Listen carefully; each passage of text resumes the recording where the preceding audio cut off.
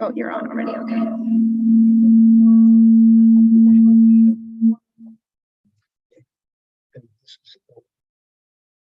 So maybe it's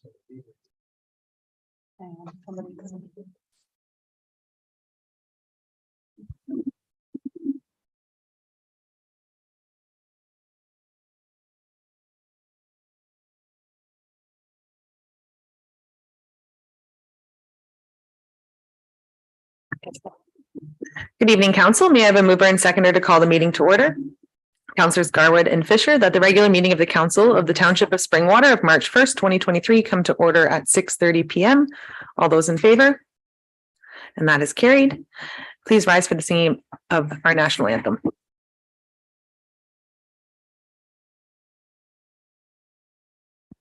Oh, Canada, our home and native land, true picture love in all that's command.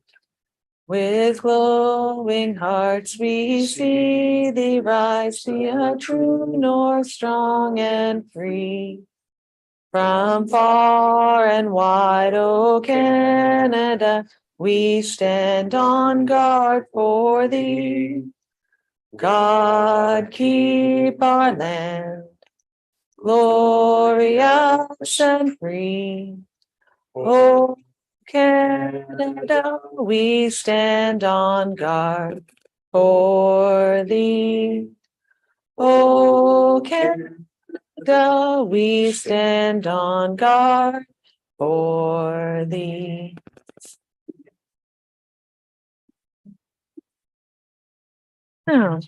Councilor, are there any disclosures of pecuniary interest this evening?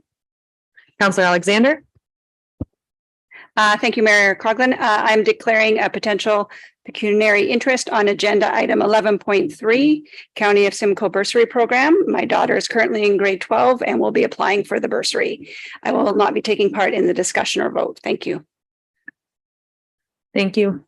Are there any other disclosures of pecuniary interest? Deputy Cabral? Thank you, Mayor Coughlin. I'm actually going to ask if the clerk may clarify. My understanding is that if you're appointed to a particular committee as a member of council, that you're still able to participate in discussion and voting. I'm not 100% sure, but I believe I may be on the county bursary committee going forward. And as such, I just think I should still be able to participate because I was appointed to the committee. So I just wanted a bit of clarification on that, if possible. Clerk Ainsworth? Thank you. Through you to Deputy Mayor Cabral. That is correct. So the Municipal Conflict of Interest Act allows consideration of matters when you sit on the board as part of your duties on council. Are there any other disclosures of pecuniary interest? And seeing none, may I have a mover and seconder to call the public meeting to order? Deputy Cabral?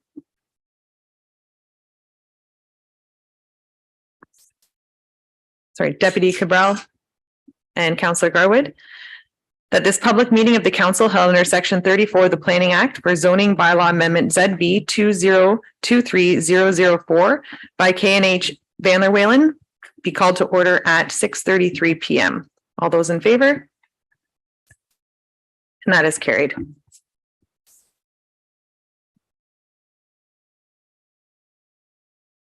Welcome to this public meeting of the Township of Springwater Council being held in compliance with section 34 of the Planning Act to give the public an opportunity to express their views in regard to the proposed amendments to the Township of Springwater zoning bylaw as amended. The first part of this meeting is to present the amendment. Following, the public will be given an opportunity to take an oral submissions through the Zoom application or in person. Any person wishing to make an oral submission is to have notified the township prior to 8:30 a.m. this morning and to be on the commenters list. If a person or a public body who files an appeal of the decision of the Township of Springwater in respect to zoning bylaw amendment does not make an oral submission at the public meeting or given written submission to the Township of Springwater before the proposed zoning bylaw amendment is passed, the Ontario Land Tribunal may dismiss any or all parts of the appeal. All comments or questions should be addressed through the chair. Oral submissions will be included in the meeting's minutes and form part of the public record. including the name and address of the speaker, as information collected under the Municipal Freedom of Information Protection and Privacy Act. The minutes of the meeting will be posted to the township website. ZB, first we have ZB 2023004 by H. Van der Weylen for 1860 Golf Course Road. I will now call upon the clerk to confirm notice of this meeting and the dates to which notice was given. Notice of this public meeting was mailed on the 9th day of February, 2023 to the owner of the subject lands and to the assessed owners of 19 properties in the township of Springwater within 240 meters of the area to which the proposed amendments apply, and to all persons and public bodies as prescribed under the Planning Act and its regulations. Notice was posted at the assessed property to which the proposed amendment applies at a location that was visible from Golf Course Road. The notice was also placed on the township's website. Has the planning department received any correspondence in response to the notice of public meeting? Correspondence was received from the Ministry of Transportation in 2 emails dated February 14th and 22nd, 2023, from the Nottawasaga Valley Conservation Authority in an email dated February 15th, 2023, and from the Building Department in an email dated February 17th, 2023. The correspondence can be found attached to this evening's agenda. Thank you. I now call upon Planner Belcourt to give a presentation outlining the purpose and effect of the proposal. Thank you, Mayor Coughlin. I'll just share my screen here.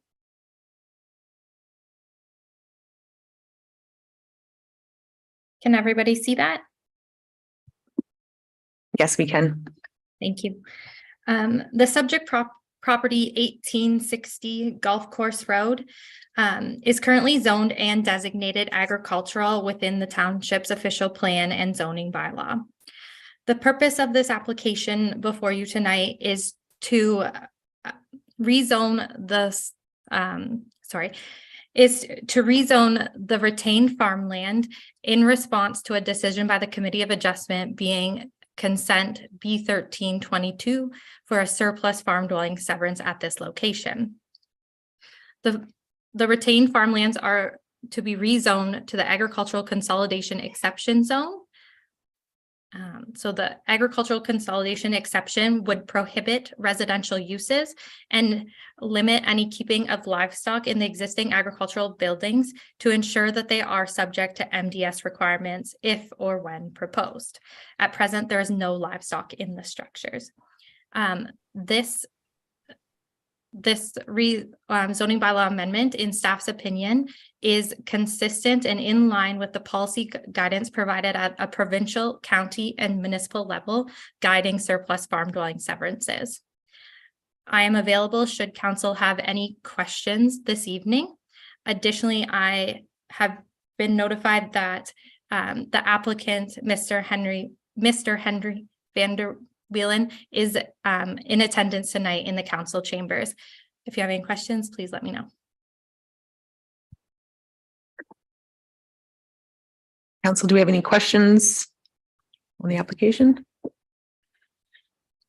I will now call upon the moderator to provide the number of people who have registered to ask questions or make comments regarding this application. Thank you, Mayor Coughlin. There are no members of the public who have registered to make an oral submission for this application. Thank you. And I will turn back to council as my script is telling me to, but nobody has any new questions. All right. Thank you for all who, Mr. Van der Weylen? Nope. Perfect. All right. Thank you to all who participated in the public meeting with respect to the proposed zoning bylaw amendment and for showing your interest in the matter. May I have a mover and seconder to adjourn this public meeting? Councilors Fisher and Moore.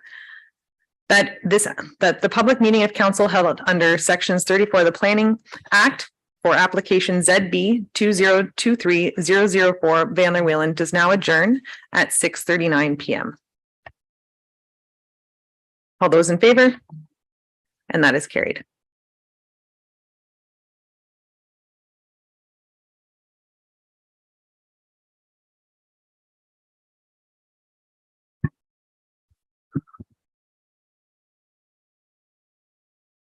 That one.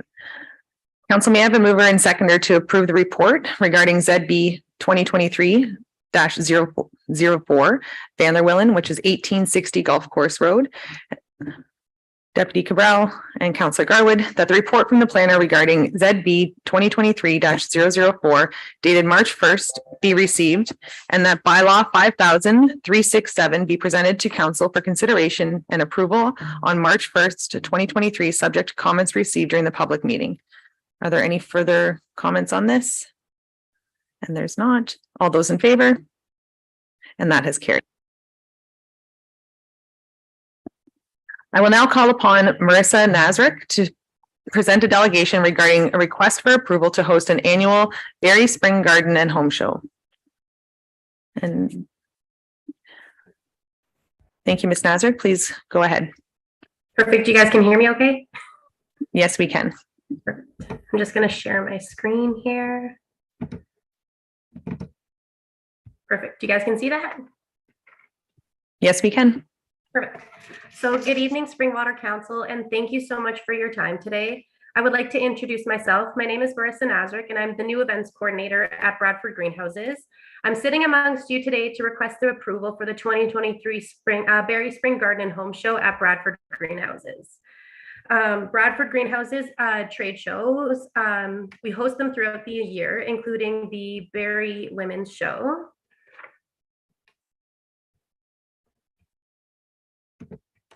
And then we also host the Berry Spring Garden and Home Show and our Great Canadian Outdoor Show.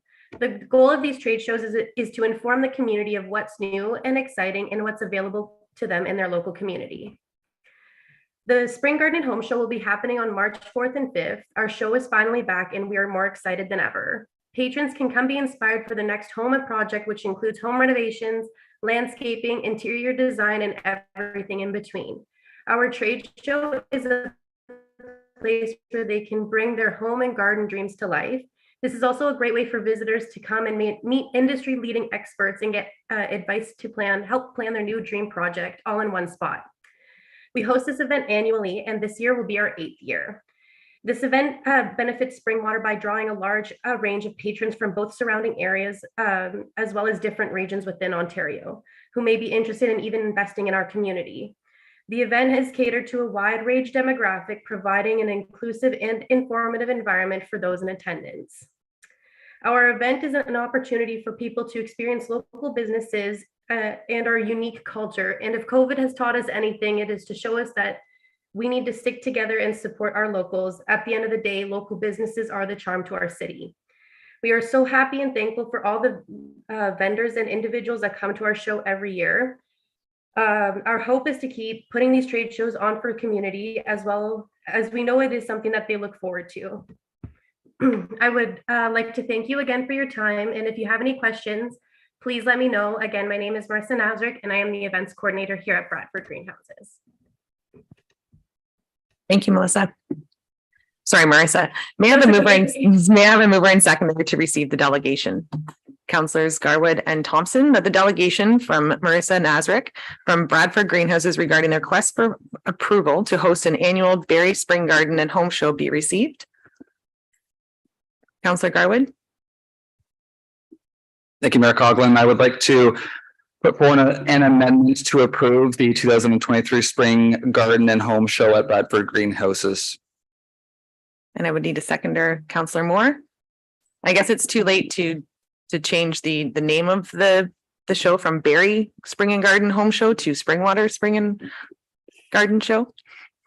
I can do it definitely for next year. I will make that note. Absolutely. Thank you very much.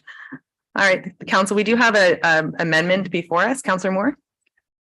Thank you, Mayor Coughlin. I would just want to ask, this trade show and all the trade shows at Bradford Greenhouses have been happening for years. I go all the time, and never have they come before us for approval. So what approval is it actually that they're asking for? I will turn to Clerk Ainsworth on this. Thank you through the mayor to council. The special events permit bylaw requires that an application be submitted within 60 days or prior to 60 days of the event. Unfortunately, just due to the timing of the application, this was required to come to council for approval, as staff weren't able to go through the entire application process with the applicant. So that's the reason you're seeing it come forward to council. Deputy Cabral. Thank you, Mayor Coughlin. Just out of curiosity, and once again through to Clerk Ainsworth. When an application does come forth through the normal channels, is there a fee attributed to that? Clerk Ainsworth? Thank you through the mayor to council. There is a fee and it depends on the estimated attendance. So there's a graduated fee depending on that. I don't know what the fees are off the top of my head. Thank you. Follow on. Follow on?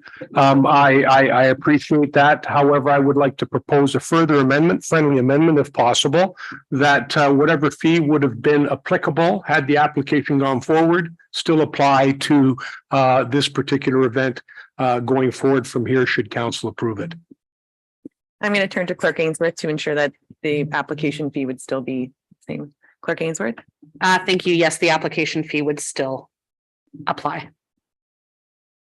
So council, we do have a amendment that we would need to vote on to have this move forward. So council, as it's with the amendment, all those in favor? And the amendment has carried. And we'll go back to the main motion that the delegation from Mariska Nazarick from Bradford Greenhouses regarding a request for proposal to host an annual the Barrie Spring Garden and Home Show be received and that the approvals to move forward. All those in favor? And that has carried. Thank you very much.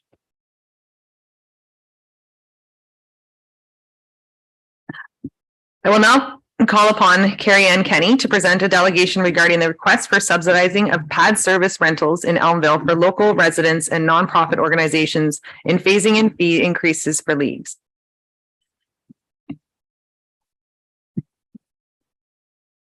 Thank you. Please go ahead. Can you hear me? Is that working? Yep. Good evening and thank you for your time this evening. My name is Carrie Ann Kenny. I am a local resident of Elmville. So I'm here tonight to discuss the Elmville Arena pad during the off season. So looking from April to October, when the ice is taken out of the arena. Next slide. So the address to council. So again, this is I'm moving off here. I forgot. Next slide. That was just me saying thank you and showing you all of our teams that participated or some of our teams. So this is just one example of the pad being used during the off season, which is our ladies ball hockey league in the Elmville Arena. So last season in 2022, we ran an 8-team league with approximately 16 ladies per team, and that was 120 participating residents from Elmville, Phelpston, Anton Mills, and Hillsdale and surrounding areas. We use the pad for 4 hours every Wednesday from 5 to 9. Our participants, again, mostly Springwater residents, with an hourly rate of $56.50 an hour for the use of the dry pad. And the township brought in $226 every week, just simply from our league. Next slide. So this year when we went to run our league again, unfortunately, there was a drastic increase in fees, up by an increase of 37%. So our dry fee for the rental went from $56.50 to $80 an hour for an arena pad that doesn't need cooling, it doesn't need a Zamboni, it doesn't need any of those maintenance. It basically is just the staff in the building. So when we went to continue our league, we did have the area rental and insurance, as you can see, website fee. And if we had tried to run our league, same as we had done in previous years, or the previous year, just in comparison here, you could see that we basically couldn't afford to break even. We have, with the work of many of our coordinators, had to cut, unfortunately, some of the things that we brought forth in order to have a very community-based type of league. So we cut our website, now unfortunately having to rely mostly on social media to gain participants, which isn't always great. We have returning players don't have to purchase t-shirts. But again, if you lost one wherever, your fee still. Luckily, we don't have to buy balls this year. Our refs have increased. But again, our rental fee is basically what's not allowing us to break even. that increase of 37%, just simply we can't match it. So again, just looking at that alone, when we were trying to go forward, myself trying to go forward, looking at trying to begin a program for youth ball hockey was almost next to impossible. Next slide, please. So looking at it and what we could do to get more use of the pad in the off season by increasing the usage of the pad, subsidizing the fees for local residents and nonprofit organizations, simply organizations that aren't trying to make money off of the use of the facility. Allowing returning leagues the winter months or subsidized fees for off season, giving subsidized fees for time usage and teams and businesses and leagues, the time to get their ideas and their wellness programs up and running before we drastically increase their payments for facilities such as the facility rental. Maxing out a fee increase so that people can actually plan, knowing how much their facility rental might cost will allow them to plan going forward, so that they can, for example, registration fees, they know how much a registration can be going forward. People aren't exactly shocked if it changes drastically from year to year. So something like a women's ball hockey league, like myself as a mom, if I'm putting out, $100 for my kids to play ball hockey, and I'm putting out $100 for my kids to play baseball and $40 for my kids to play soccer. And if you've been in Elmville, the Timbits Soccer League on Thursday has like over 200 kids on that field, and it's complete chaos because unfortunately it is the only league for any kid in the Springwater, in Elmville and the surrounding areas, for any kid under the age of 4 to participate in. So it is flooded with people there because their kids have nothing else to do. So here we are trying to bring forward other programming for the kids in the area. But in order to get something up and running with an $80 an hour fee for a rental for a pad is almost next and like impossible for us at this moment when we're talking about a zero balance starting. Sorry, next slide. What else can the pads be used for? We do notice that we do have the Springwater summer camp that happens there. But during the day, we can also be using it for, again, ball hockey for all ages, shuffleboard more targeted towards some of our seniors in Springwater, dry land training for off-season dodgeball leagues, including some of those adults that maybe are new to the area and looking to make friends. Mobile laser tag is great. It's pop-up, takedown, it's easy. Team league fundraisers. So we know that there's a tournament happening in there for one of the hockey teams. They're using the dry pad. Fitness, such as Kangoo, where they're all looking for a type of facility that could withstand the beating. There are such things like battle ropes or Kangoo, like the cement is just much better than something like the community hall wouldn't be able to withstand things like that. Community dinners and birthday parties, again, just making the facility more accessible for our residents who are not looking to make money off of using the facility. Next slide. And so again, back to looking at the Youth Ball Hockey League. So in approximation, looking at 2 nights a week for 2 hours each night, proposing for Monday and Tuesday to stay away from the ball hockey for the ladies, but also Thursday for the surrounding area of the soccer league that is already in full swing. The time between 5 and 7, ages 4 to 10, approximate dates from April to June, and being an 11-week season. Next slide, please. Just trying to do some of the math, strictly looking. So I used the 2022 price of $56.50 an hour. We could, for ages 3 to 3, 4, 5, we could charge between $75 to $90 to cover costs, depending on how many spots that we could fill. So this is all dependent on it being a new league and unknowing what, again, looking at the ladies league and of a website of paying $600 for a website, we wouldn't be able to do that. So we began relying on social media and word of mouth in small towns to get it out there. Reasonable, that could be a reasonable rate for parents, especially if you're looking at your kids trying to try something for new, right? They may not have the equipment. You're already putting out money for that. So trying to do something different, but new, and allowing their kids to try it out. But when we looked at using the $80 an hour for the rental pad, we would by minimum have to charge $100 to $115 a player. And that would be just to make sure that we had enough of the spots. And that means every single spot in my 96 calculation of having, 4 teams playing at a time, approximately 12 players per team, I would have to fill guaranteed filling every single one of those spots in order to cover my costs. And that's next to impossible. When your first year, you have no idea what your expectation of registration might be.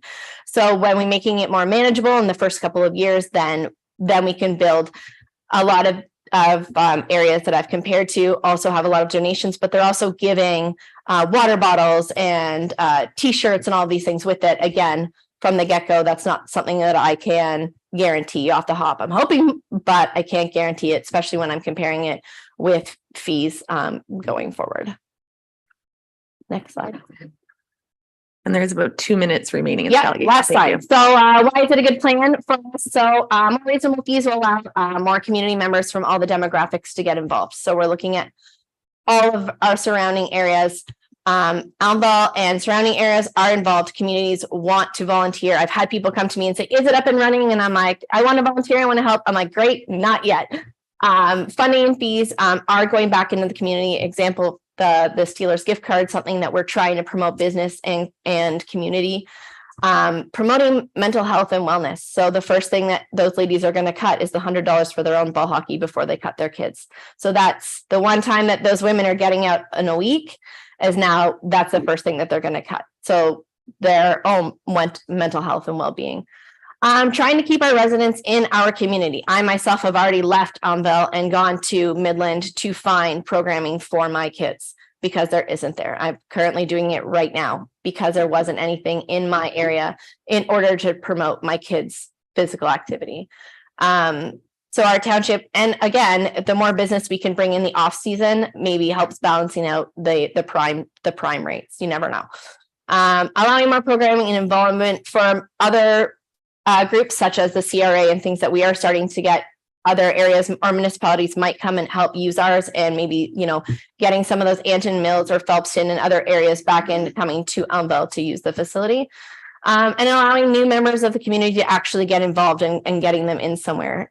You can see that photo is prime of that, because that photo up there is from the Jeff Klein Memorial Ball Hockey tournament, where it was all fundraising, and $1,000 of that went back into the Elmville Community Food Bank. So there are lots of programs that are trying to get out there. But again, that fundraising money is being cut in half just by the fees of using the facility on the off season. So in conclusion, we're just trying to get more programming that was previously in there pre-COVID, pre all of these things. We did have these programs, and we're just trying to revive them for our own kids and our own community members to get that sense of community back and involvement. Thank you again very much for your time. All right. Thank you, Carrie. And may I have a mover and seconder to receive the delegation from Carrie Ann Kenny, Deputy Cabral, and Councillor Moore, that the delegation from Carrie Ann Kenny regarding the request for subsidizing of pad service rentals in Elmville for local residents and nonprofit organizations and phasing in fee increases for leagues be received. Council, is there any questions or comments on this? Councillor Garwood? Thank you, Mayor Coughlin. I'm going to propose an amendment to Schedule F of Bylaw 2023-017 fees and charges be presented at the March 15th, 2023 meeting to reflect the following changes to the adult and youth arena floor rental rates, reflecting a 16% increase, keeping in line with the increase for prime time ice rental rates for the Elmville Arena. This would make the youth fee per hour $55.39 and the adult fee $67.69. Do you have a seconder for that amendment? Councillor Alexander? Council, do we have any comment or question for either the delegate, or I guess we actually have an amendment on the table that we should deal with first. And I do apologize. I didn't realize there was an amendment. It was an amendment. I thought it was going to be questions. So I would have liked to have a discussion prior to that. But Councillor Garwood, can I ask if we can have comment with the presenter prior to? Please. Thank you. Do I need to pull that off the table? So I'm going to ask you to pull and then read. Thank you. I will pull my amendment. Thank you. Council, is there any questions for the presenter or staff at this point regarding the Deputy Cabral? Thank you, Mayor Coughlin.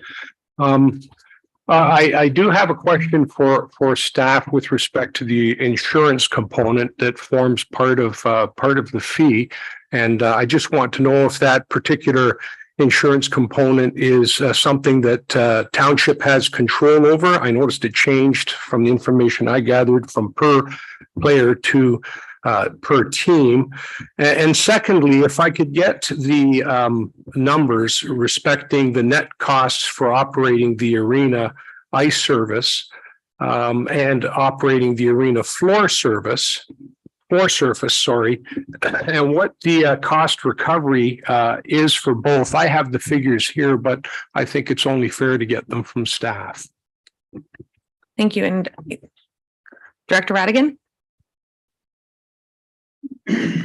Thank you, Mayor Coughlin, and through you to Deputy Mayor Cabral. I can definitely start in terms of the cost of the fees for the ice pad as well as the floor space. I will then turn it over to Manager Dean to discuss the insurance aspect of this.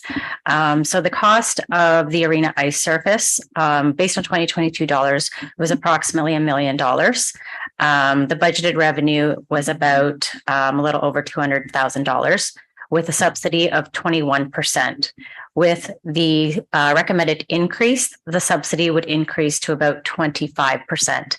So you're seeing the tax base still paying for about 75% of the ice surface in general for the arena. For the floor surface, you'd be looking at $400 and about $14,000 with budgeted revenue of about $5,000. And the cost recovery there is about 1%. So 99% of it is subsidized through the taxpayer. So basically, if we were, and since we have increased the fees, you'd be seeing an additional $1,000, whereas the cost recovery would still remain at the 1%, just because it's such a minimal amount in the grand scheme of things.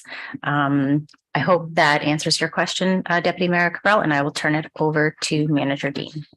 Before we go to Manager Dean, Deputy Cabral does have a follow-on. Yeah, thank you. Thank you, Mayor Coughlin.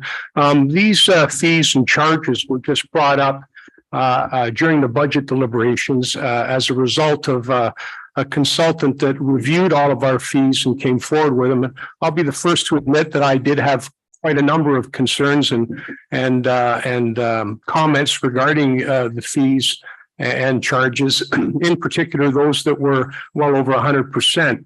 However, I think, and I correct me if I'm wrong, but I don't believe, Councillor Garwood, that you made any comment with respect to any of the fees or the charges at that time, yet council voted for them with a slight change to the ones that were going to be in excess of 100%. And I guess the point I'm trying to make here is that we're already subsidizing the off season, and we're using the term off season because we're thinking of ice hockey, but fact of the matter is that ball hockey is on season during those months. It's not off season.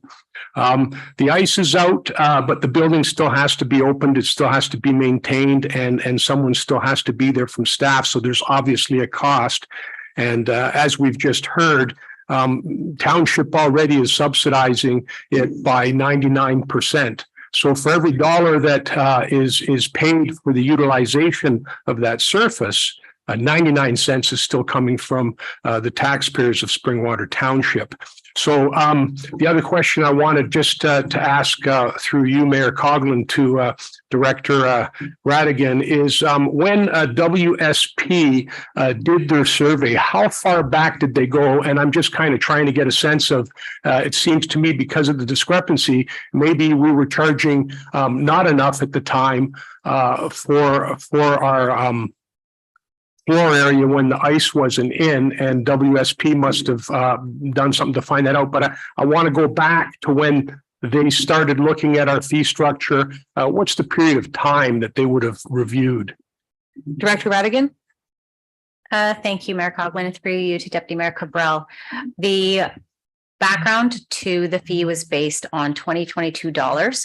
What they did do is look at the current costs, so the inputs into each service that we provide, whether it be a fixed cost or whether it be a variable cost in terms of what's, let's say you're looking at utilities costs, staffing costs, and they in turn looked at the input cost to determine what the overall cost was, and some of the fixed costs being the administration, and apportion that to determine what it costs to actually run that program or run that service.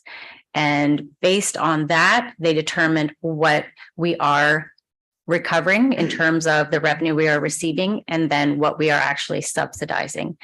And in order to increase the cost, they looked at our surrounding municipalities to ensure that we were not going out of line, because the idea with recreation, there is a form that is always subsidized to ensure that the residents use the resources that are available to them. But we have not increased our fees or have not done a comprehensive review for quite some time, potentially almost 10 years.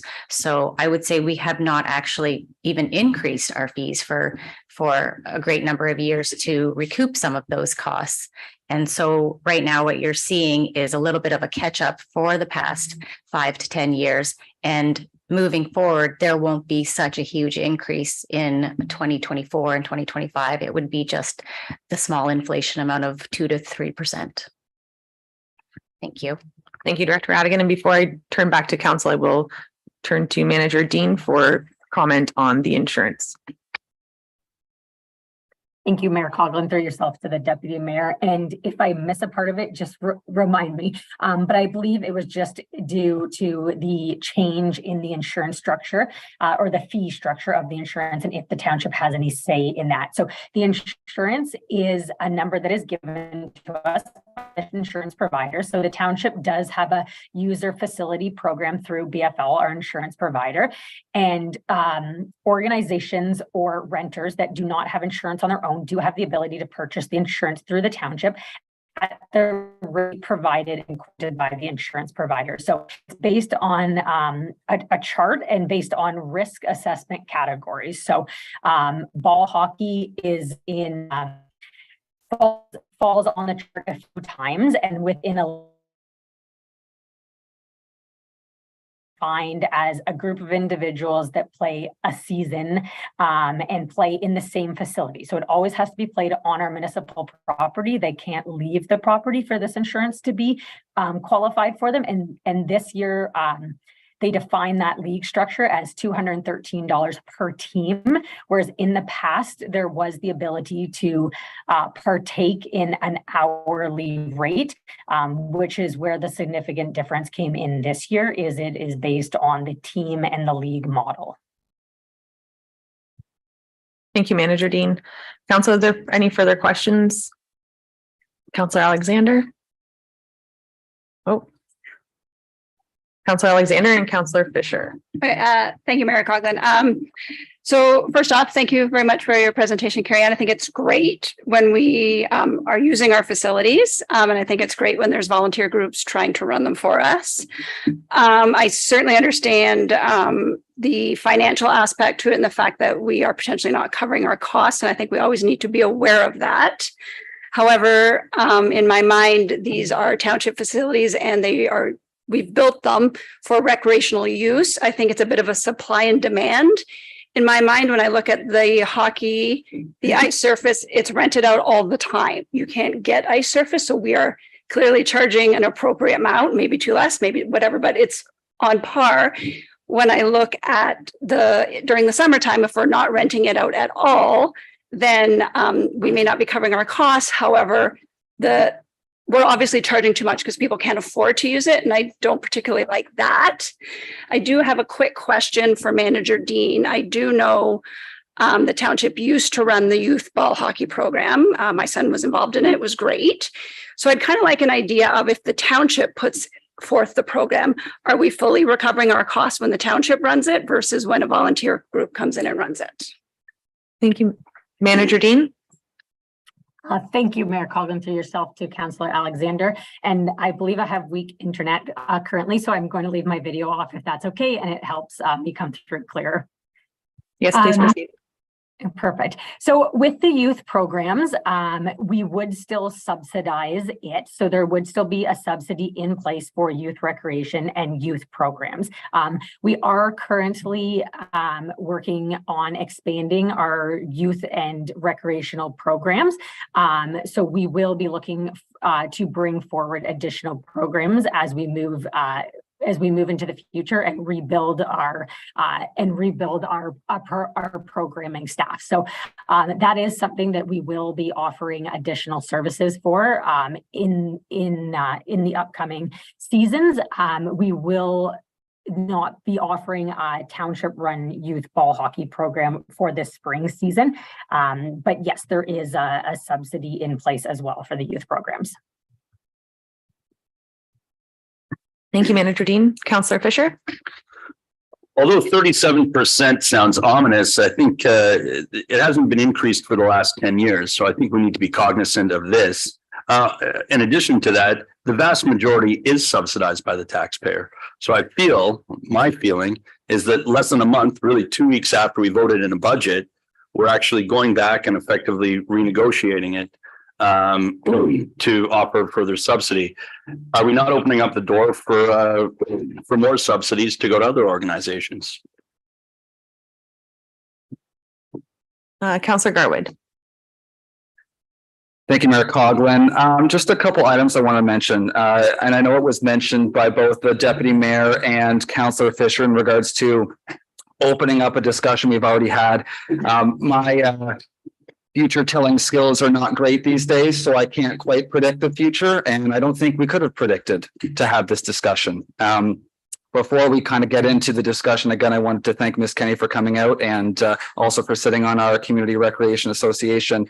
I think that these are conversations that stem from great committees like the Elmville CRA that bring forth ideas or potential issues that we as a community, as a council, need to discuss. I also look at this scenario and what Ms. Kenny is speaking to this evening as a use case. I don't think it's the only scenario. I think we would all agree, or I'd like to think we would all agree, that recreation and programming within all of our communities is important, for our health, for our mental health, etc. With us not offering that programming, I believe that we need to invest into groups like what Ms. Kenny has said here. Or the amendment that I proposed and revoked and will propose once again does not say that we are not increasing fees. We are still increasing fees, and this group and other groups that might want to utilize this underutilized space in the future will still have to pay a 16% increase, which is in line with the increase. Yes, a different dollar amount, but the percentage amount is in line with that prime time fee in the winter months. So again, understanding that we're also not talking about associations here. We're talking about resident-led groups to utilize the facilities that residents already pay for, utilizing their taxpayer dollars to offer more programming in a healthy environment. So again, I understand we need to be fiscally responsible, and that is why the 7 of us sit up here and have these discussions.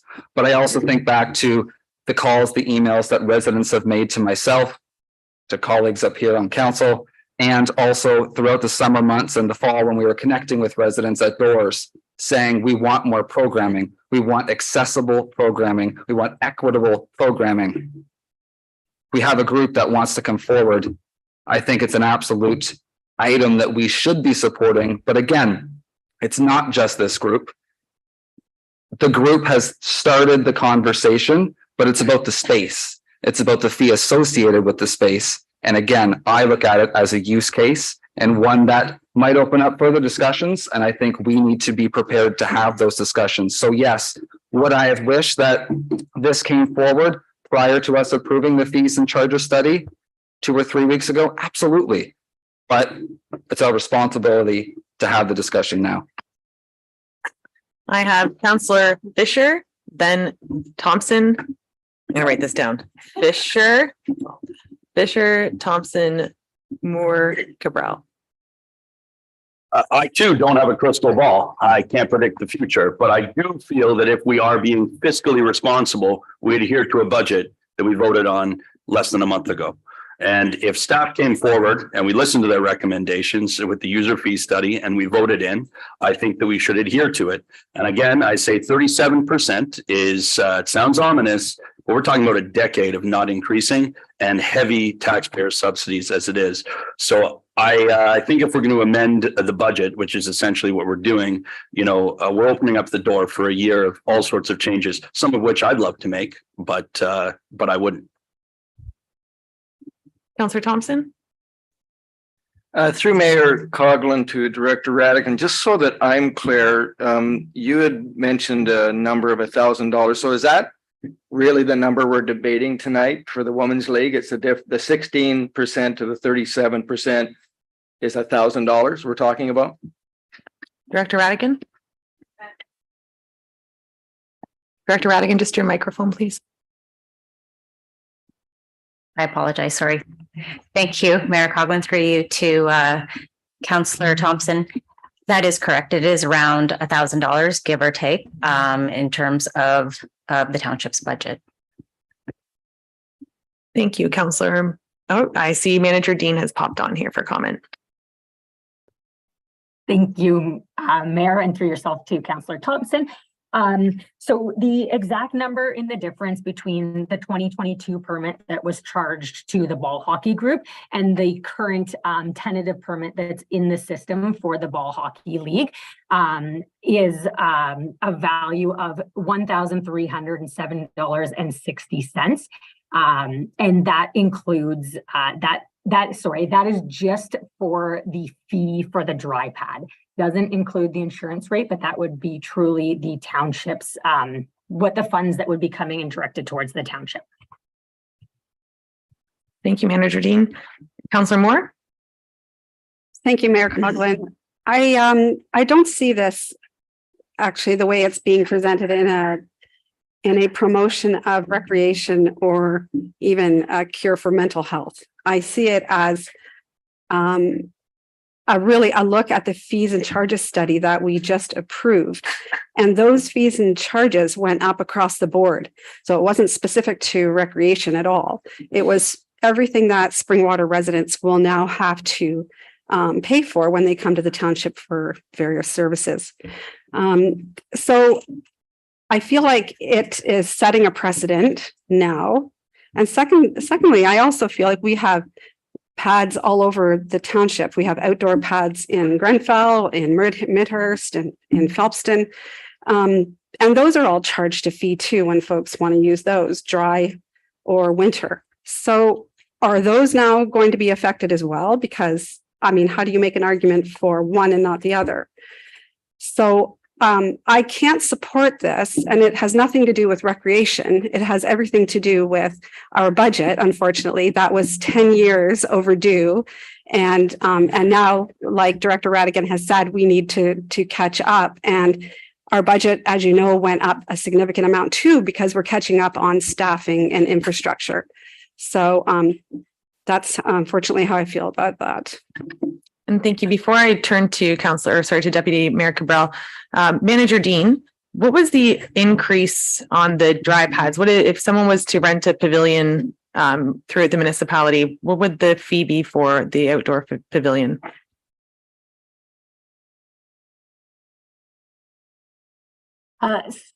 Thank you, Mayor Coughlin.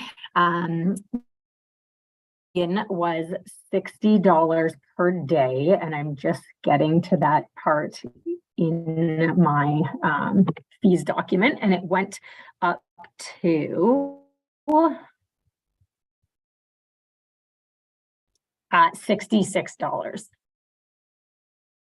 And that would be at the unstaffed outdoor pavilions. Thank you, Manager Dean. Deputy Mayor Cabral. Thank you, Mayor Coughlin.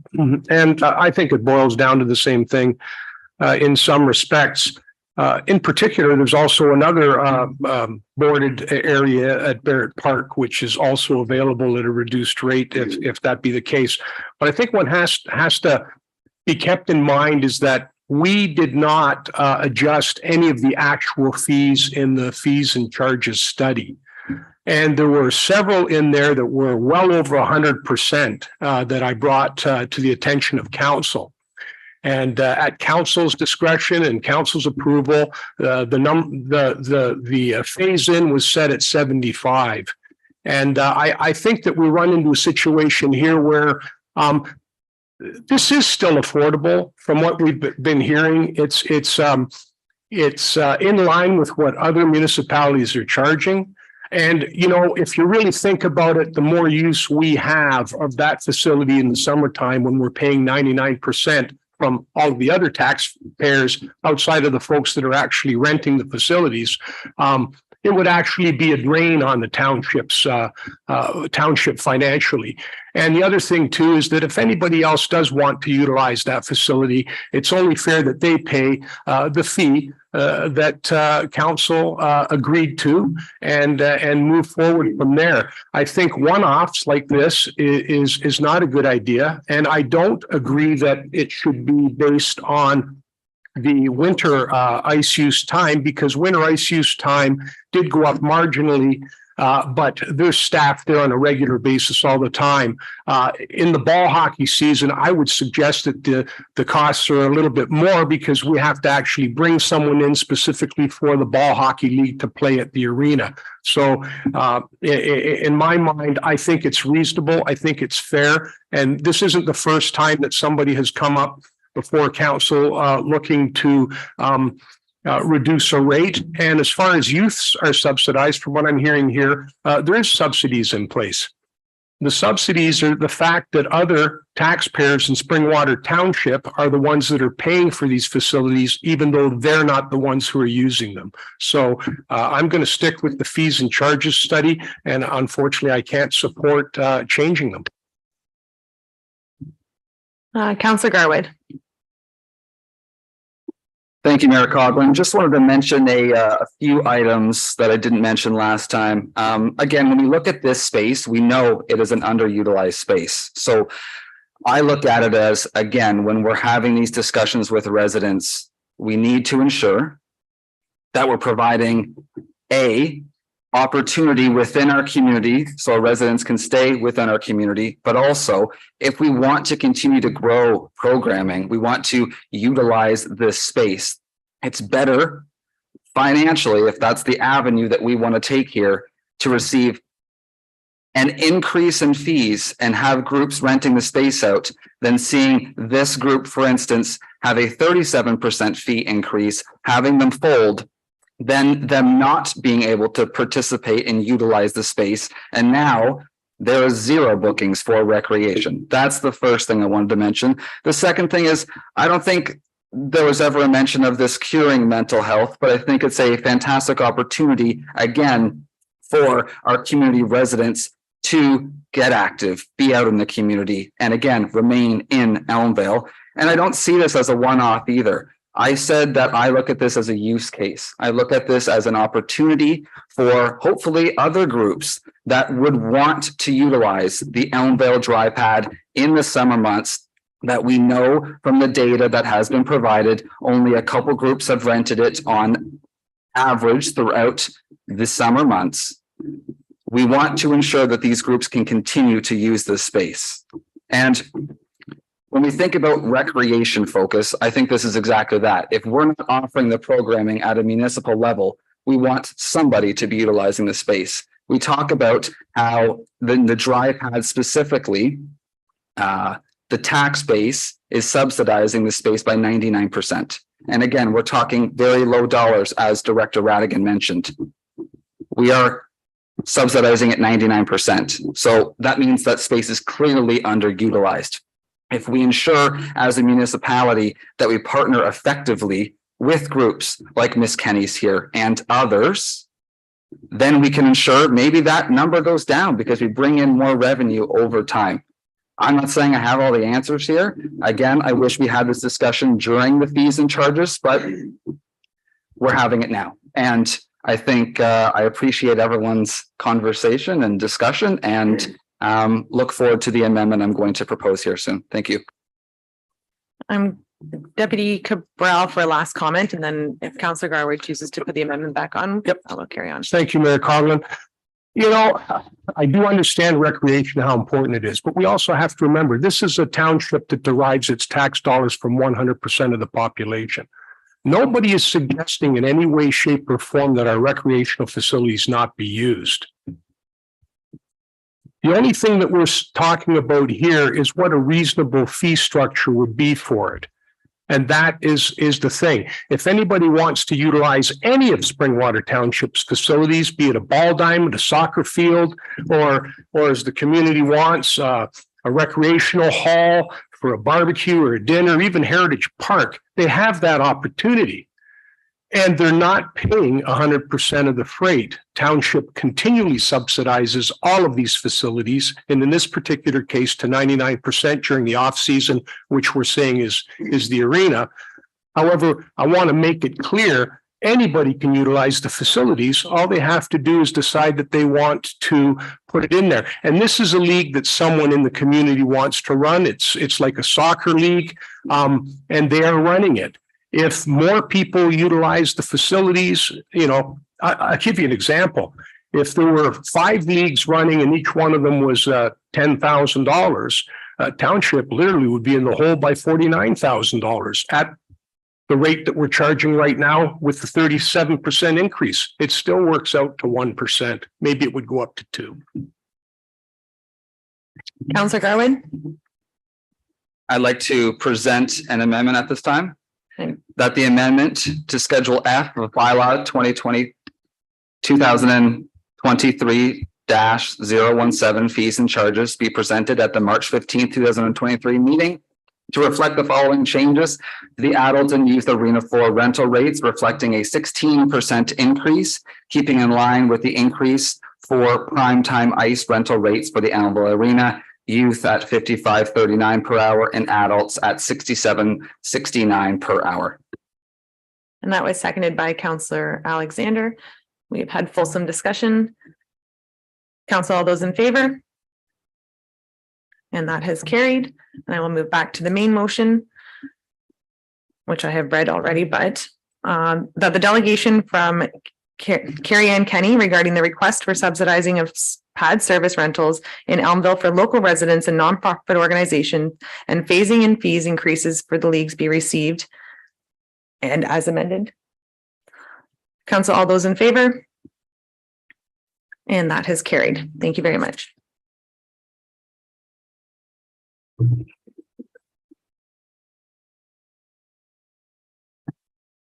We are now moving on to question period. Clerk Ainsworth, have any submissions been received? Thank you. There have been no submissions received for this evening's meeting. And unless Mr. No. May I have a mover and seconder to approve the minutes of council? Councillors Thompson and Moore, that the minutes of council listed herein be approved as presented. Minutes of the regular meeting of council, February 15th, 2023. Minutes of the special meeting of council, February 15th, 2023. And minutes of the special meeting of council closed session of February 15th, 2023. Are there any questions on these minutes? And seeing none, all in favor? And that is carried. May I have a mover and seconder to appoint Councillor Garwood to the Elmville Community Recreation Association? Councillors Thompson and Moore, that the Council of the Township of Springwater hereby confirms. I guess I should have asked Councillor Garwood, but I won't. I guess maybe we see him not being, there can be an amendment to it for sure. That Council of the Township of Springwater hereby confirms the following council appointment in the Elmville Community Recreation Association, Councillor Garwood. Are there any questions or discussion on this motion? And seeing none, all in favor?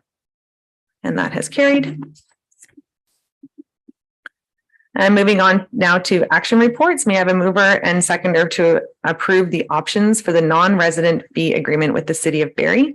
Council would need to move and put forward an option.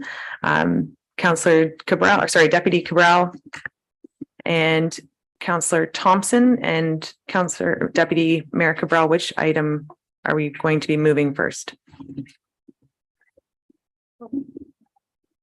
You mean which option? Yes, thank you. Thank you, Mayor Coughlin. I would actually, having been involved with this over the last one and not having real fulsome results or fulsome information provided in the past as to how many residents were actually utilizing this service, I would actually opt for option 2. So Council Deputy Cabral is moving forward with option 2 to end the non-resident fee agreement with the city of Barrie. Once this is tabled, we will have opportunity for discussion. Seconder on that, Councillor Thompson, are you still okay seconding that?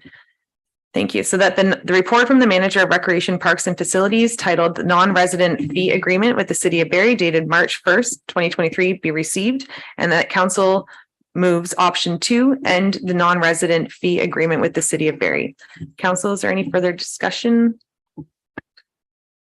I will go to Deputy Cabral and then Councillor Garwood. Thank you, Mayor Coughlin. Happy to proceed with that. However, I would also like to make an amendment to that particular option. I would like to see that the amounts that are earmarked for the actual agreement, which in 2023-24 was $82,000, 2024-25, $85,100, 2025-2026, $87,700, and 2026-27, $90,300. That those specific amounts in those specific years be earmarked to some form of reserve that we can utilize for own residents. I don't have anything in particular. Maybe CO Schmidt can offer a direction for those funds to go into. Thank you, Council or Deputy Cabral. CO Schmidt, do you have comment on an amendment as such?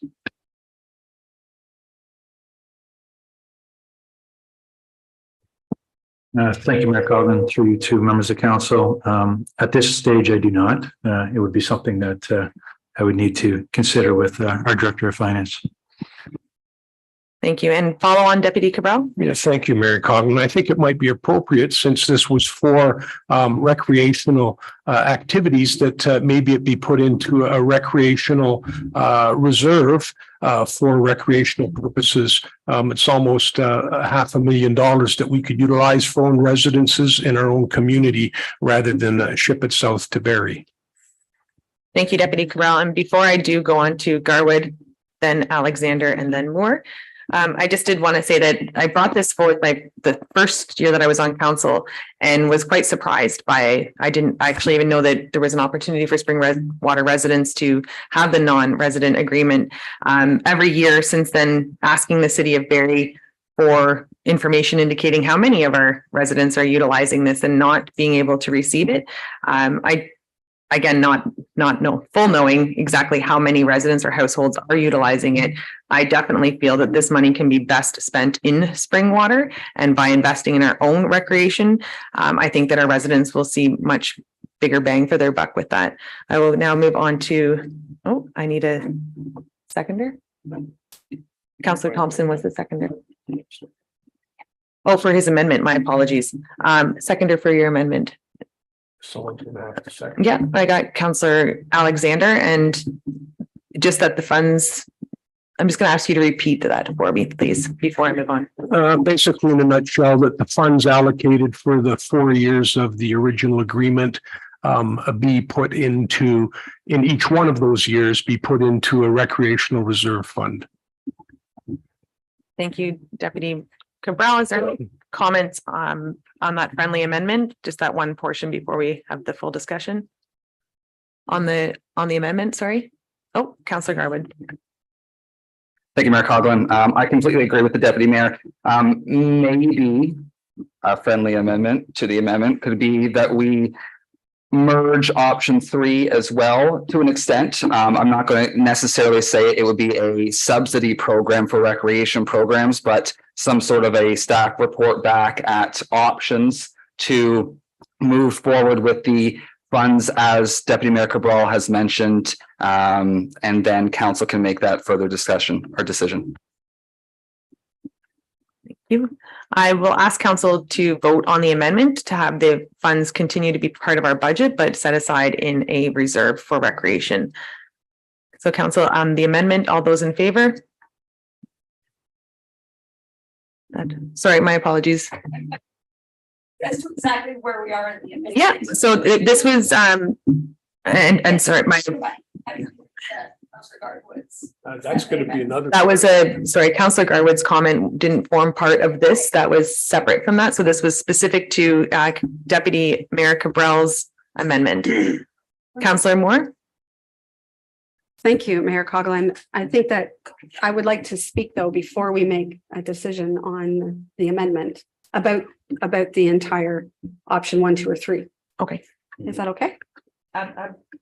Yes, no, my intention, and I apologize for, I was dealing with the amendment because the amendment was on the floor. It had a mover and seconder. So now we can go back as amended with the fulsome discussion. And if we want to move from option 1 or continue to change it, that's absolutely possible. Thank you. I'd like to make comment then if I can. Councillor Moore.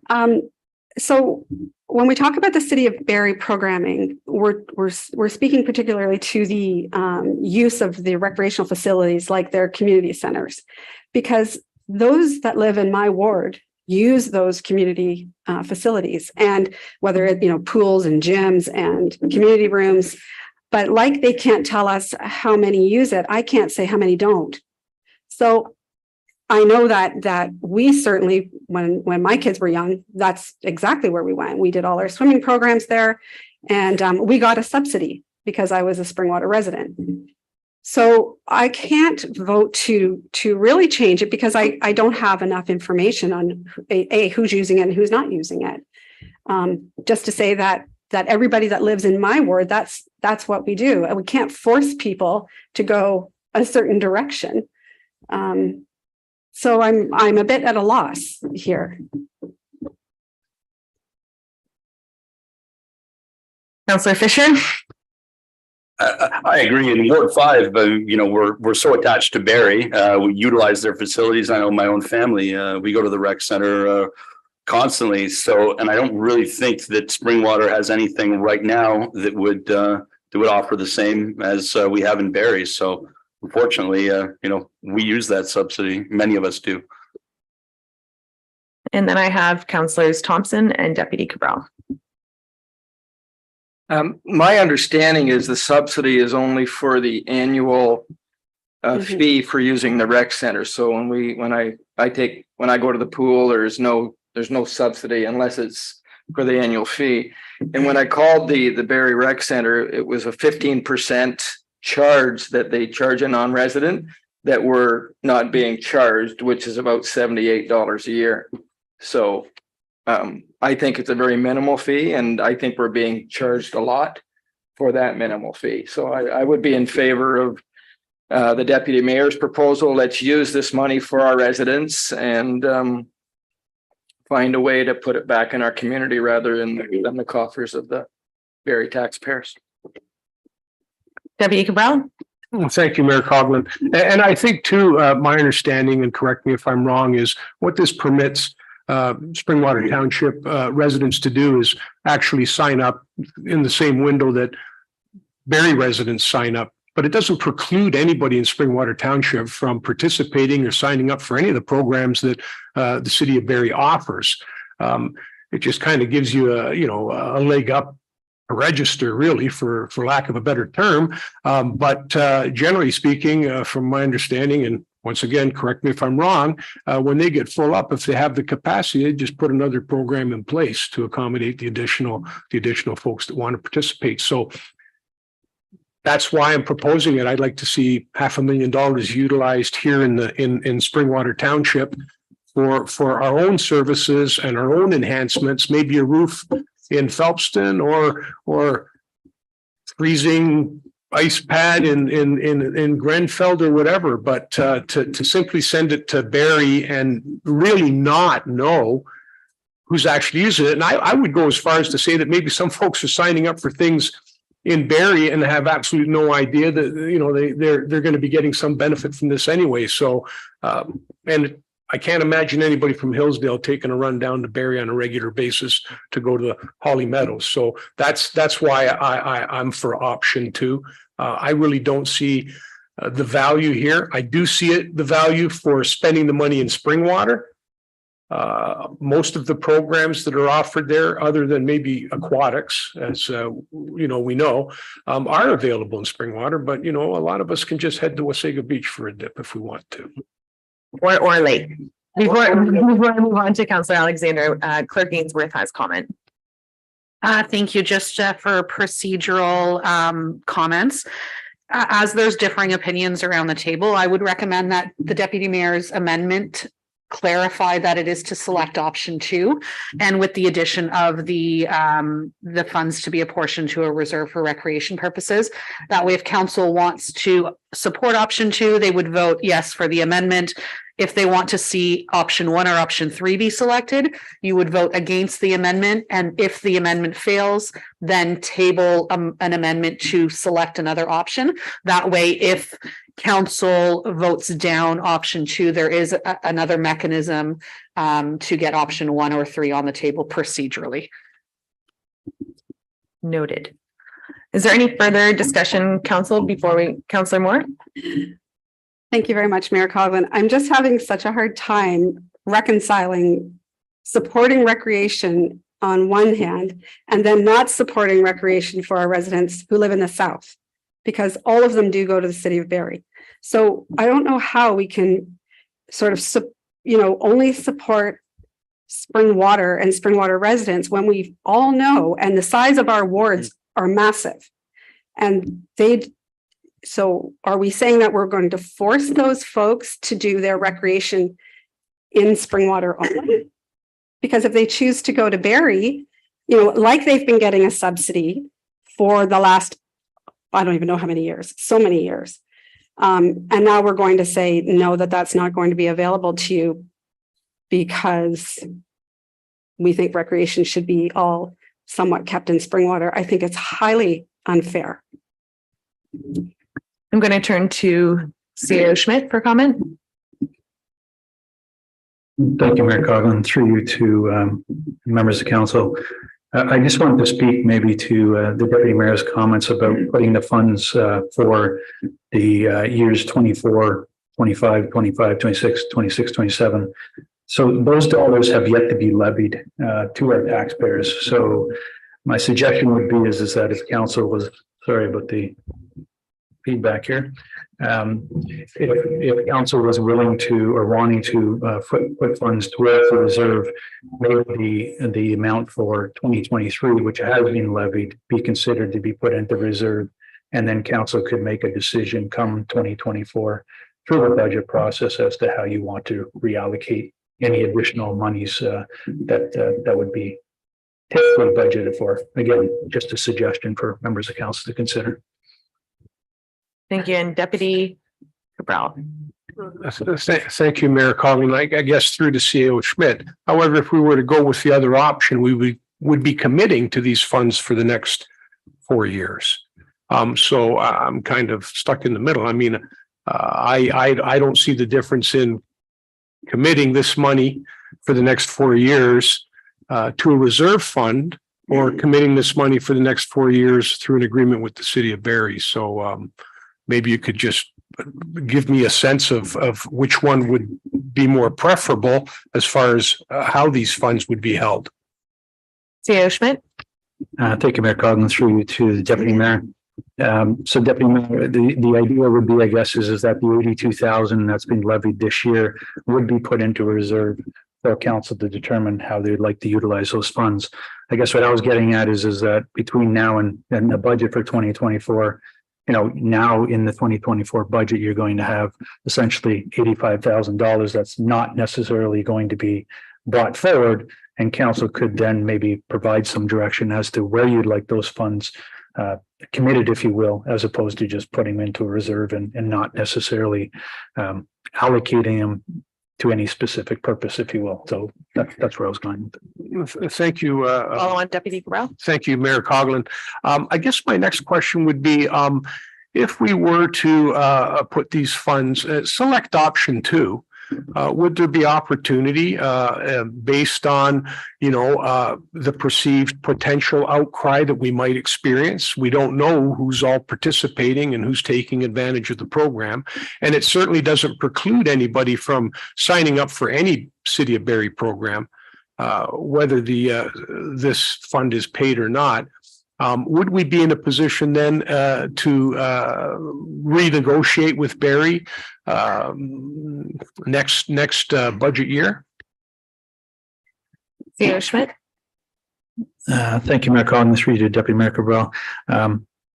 That would be something that I think I would have to either defer to Manager Dean or we would have to reach out to the City of Barrie. I'm not sure if they would be amenable to that, but it's worth having a conversation with them.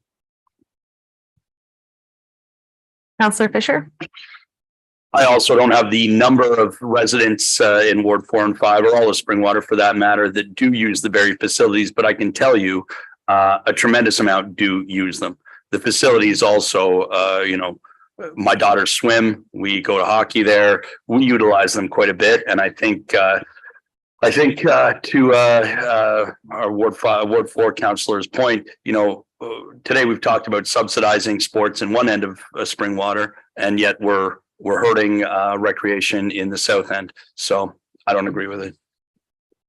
Thank you. And before I turn to Councillor Alexander and Garwood, and I would just for council's information, this I have been bringing forward year after year after year with the same argument that while subsidizing sport, to me, if we're looking at an amount of $82,000, how many households are utilizing the three facilities that we're talking about? Would be the Holly Rec, Allendale, and East Bayfield, and it would be the City of Barrie run programming. So this excludes Barrie minor hockey. This excludes all of it's essentially the gym and the aquatics that we're speaking of. There would have to be on a large scale $82,000. So what, to me, it's not about supporting recreation as a whole. If this amount was $1,500 or 10 grand even, it would become more palatable. But to me, at some point, we need to start taking this and putting it back into our own programming and our own offer. I mean, there's no pool being added to any of our designs in the first phase for the hub. It's something that Springwater will never offer is aquatic. So to me, to keep this, we'll have gyms, we will have everything. To me, I just don't see the value in at this large of a sum, not knowing how many residents actually use it. I will move on to Councillor Alexander and then Garwood. Thank you, Mayor Coughlin. Two things with this. One, I feel it's not, again, we're not saying people can't go to Barrie. They still can go to Barrie. But if we have the programming in Springwater, I don't know why we're subsidizing them to go to Barrie. From my understanding of that report, part of included in that was like day camps. Springwater runs amazing day camps. I don't want to subsidize someone to take their kid to a camp in Barrie when we're put on amazing day camps here. So that's one of them. And I certainly understand where people live dictates to where they go. From someone who lives kind of in the middle of nowhere, I have to drive a certain distance to wherever I go. So whether it be the new hub or Bayfield or Elmville. So not everybody gets it right in their backyard. You do sometimes have to drive 15 minutes, maybe 20, and that's probably max for anywhere in Springwater. And then comes one more add. Absolutely. Keep talking. I would just like this for consideration. If we do go with this option and put the funds in reserve, I would like us to maybe make a concerted effort to look at how we can utilize those funds to actually get the high school program running and utilize that amazing space that we have at the high school that was supposed to be used for recreational programs for residents that is not being used. Thank you, Councillor Alexander and Councillor Garwood. Thank you, Mayor Coughlin. And again, I know there's been some mention in regards to removing recreation access from certain parts of our municipality, but again, I look at it as enhancing. Understandably so. I don't live in the southern part of the municipality, but that doesn't mean that I obviously care about all of our residents. And I think about the enhancements that many of us have brought forth to this table, whether it be during budget time. I think about the the rink building at the Grenfell Hall, the shed there, or whatever it may be, items where we could utilize these funds for recreation specific activity in all parts of our community, not just the south or the north. I also look at the hub and where its location is. And as Councillor Alexander mentioned, folks in the north to utilize the hub will have to make a travel. And I think residents are excited about that. I think they understand that to get that service, they might have to make a little bit of a trek.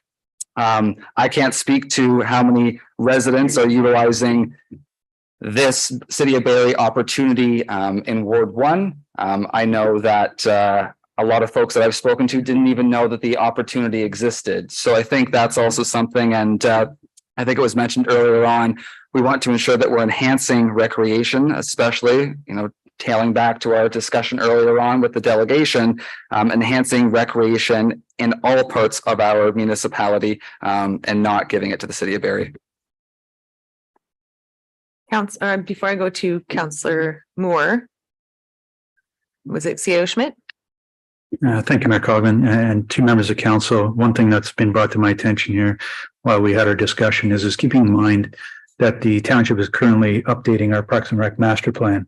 And so coming out of that Parks and Rec master plan will likely be some recommendations, which to the deputy mayor's comment, that could be an area where some of these funds could be redirected for future use. So just wanted to add that. Thank you, C.O. Schmidt. Councillor Moore? As a compromise, I'm wondering then if we could possibly defer this and entertain a survey of some sort then of our residents to actually find out who does use the City of Barrie facilities and numbers, because we don't know our numbers. We don't know who's using it and who's not. So I'd like to know from folks if they're bothered or not. Deputy Cabral? Thank you, Mayor Coughlin. I'm trying to wrap my head around the whole thing because everybody's got valid points. But the one that comes to my mind now is we are offering a subsidy for programming outside of Springwater Township. And the only thing that Barrie has that Springwater Township doesn't is a swimming pool. And I'm wondering if maybe the hub in the master plan, maybe that's something that could be considered.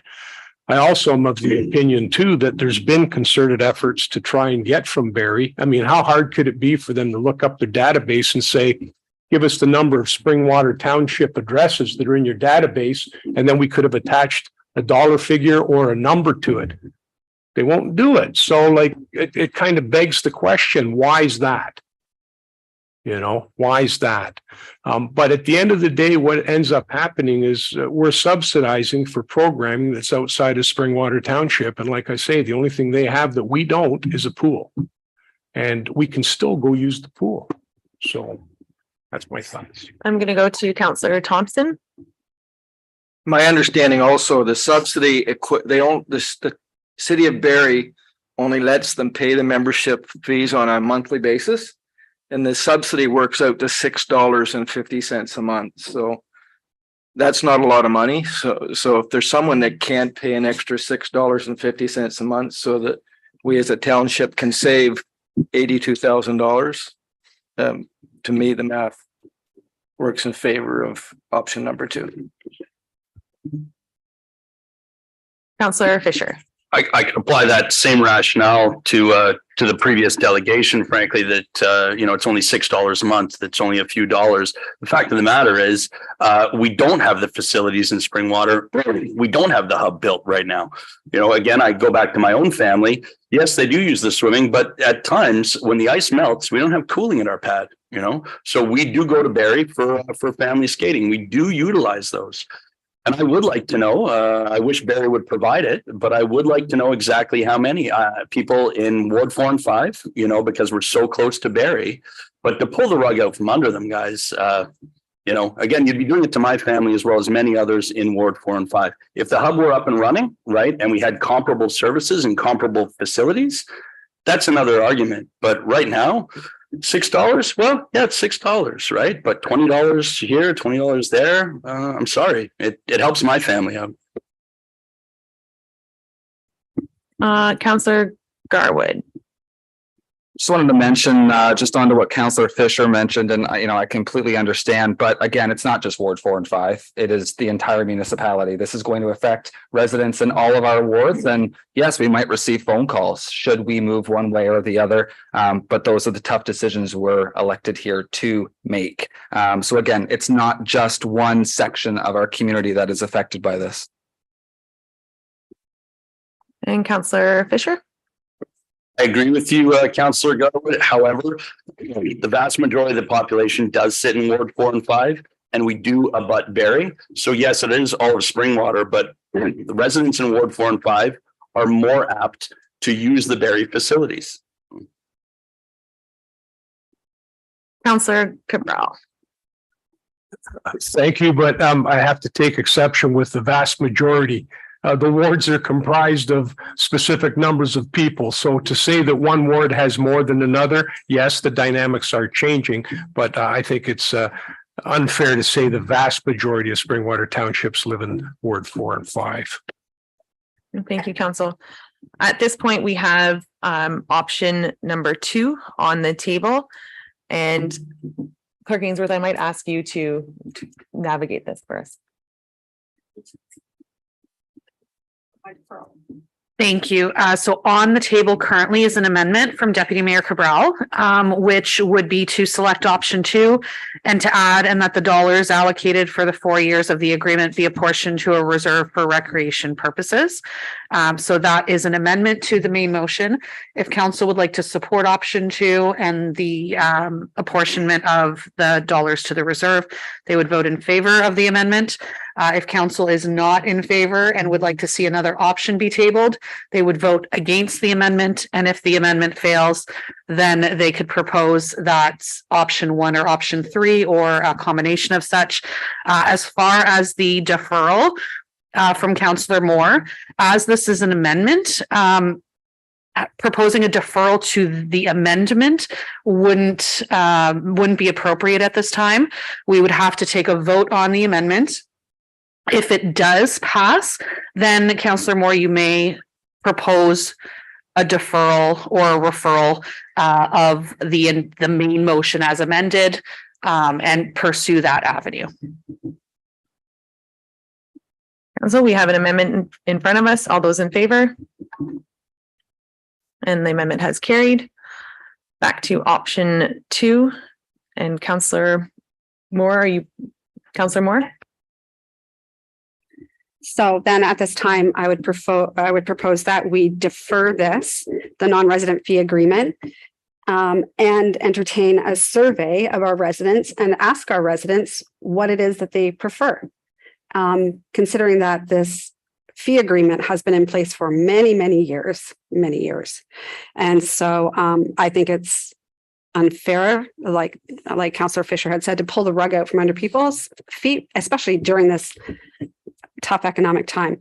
So I would like to see it deferred, and I'd like our residents asked, and I would like a recorded vote for that too, please. Council, we have a deferral in front of us, and we don't need a seconder. Do you need a seconder, Councillor Fisher? So the motion is that it's not specific to the ending the resident fee. It is for the entire package to go out to get the information. Okay. Before I do that, is Manager Dean available still? No? Yes, she is. Manager Dean. Yes, thank you, Mayor Coughlin. I am here. My question to Manager Dean is, when we went out to the public for our recreation master plan, it was about 300 people that responded with comment. Is that correct? It was just under 300. Thank you, Mayor Coughlin. We haven't currently gone out for consultation for our recreation master plan. We have for community hub consultation, and my apologies. It was the previous master plan that was completed. I think that was one of our, I think it was noted, Director Belcourt at the time noted that it was one of our it was the most we'd ever engaged through an online survey. And it was, I believe, 300 people. Is that correct? Thank you, Mayor Coughlin. I do not have those numbers in front of me. I can look into it and see if I can find it quickly. I see CAO Schmidt here and he might be able to help me. CAO Schmidt? Thank you, Mayor Cogman. I believe you're correct. The number was in around the 300 number. Okay. And then I guess my next question would be, is for this contract, is there a deadline that we need to, it says February 28th. Is that an annual, or is there a deadline that we would have to have an answer to the city of Barrie before binding us for another year? Thank you, Mayor Coughlin. So the current agreement is at the end of its 4-year term. So to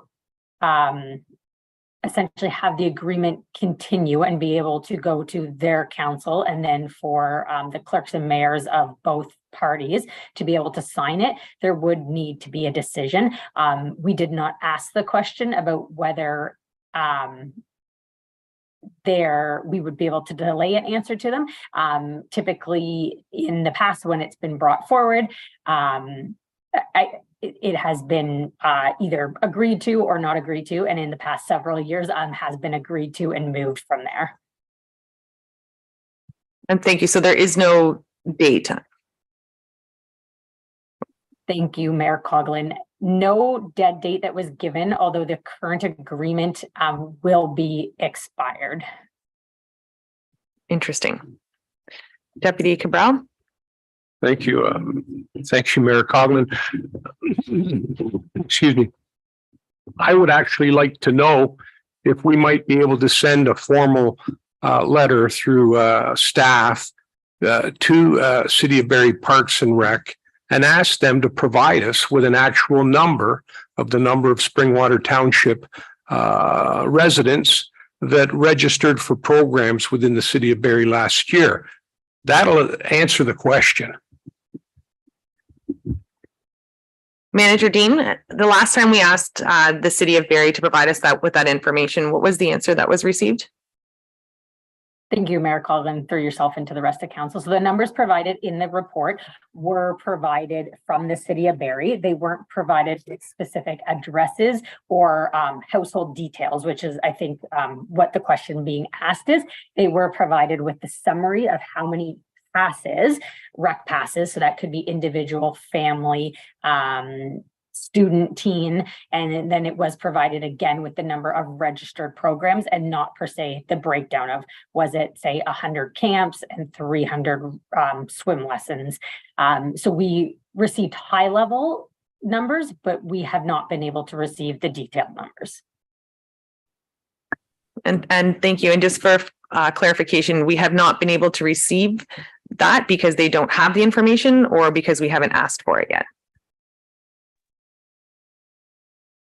Thank you, Mayor Coughlin. We did recently ask, leading up to writing this report, to receive more detailed information on breakdown of specifics, not necessarily by address, but by breakdown of category into the rec passes, the registered programs, and have not been able to receive that information while compiling this report for the last several months. Thank you. Council, is there any more comment on the deferral? Councillor Moore? Thank you for your indulgence, Mayor Coughlin. I wonder, though, at this point, could we not ask CAO Schmidt then to step in on our behalf to approach the City of Barrie and ask strongly for that information, please? CAO Schmidt? Thank you. Through you, Mayor Coughlin, to Councillor Moore. Happy to try to assist where I can. I will be honest, I actually reached out to the City of Barrie not too long ago. I believe it was last year, seeking this information, and it was only obtained, as Manager Dean mentioned. I think, and I can't speak for the City of Barrie, I'm not quite sure when they register an individual, and maybe members of council around the table might be able to, that have used the programs. I'm not sure what information they actually collect from the user. And so, more recently, maybe they're collecting addresses and postal codes and such, which obviously would help. But I'm not sure if previously they were actually collecting some of that information. So I think that's part of the challenge is we're asking for the information. We're just not getting it in the format that we're seeking. But again, that said, I'm happy to reach out to my colleague in the City of Barrie and strongly request or encourage him to provide the information to us. Follow on, Councillor Moore. Thank you. I think that too, if you say that we are considering removing the funding, I think that's an extra nudge. Second to that, then I would really want to pursue the survey so that we get a much clearer picture of who is using or not using the facilities. Thank you. So council, we have a deferral. So it's also deferred, but also to put the survey out now so that we can get it. All right, council, all in favor? Oh, sorry, nope. Oh, that's right, it was a recorded vote. And Councillor Alexander.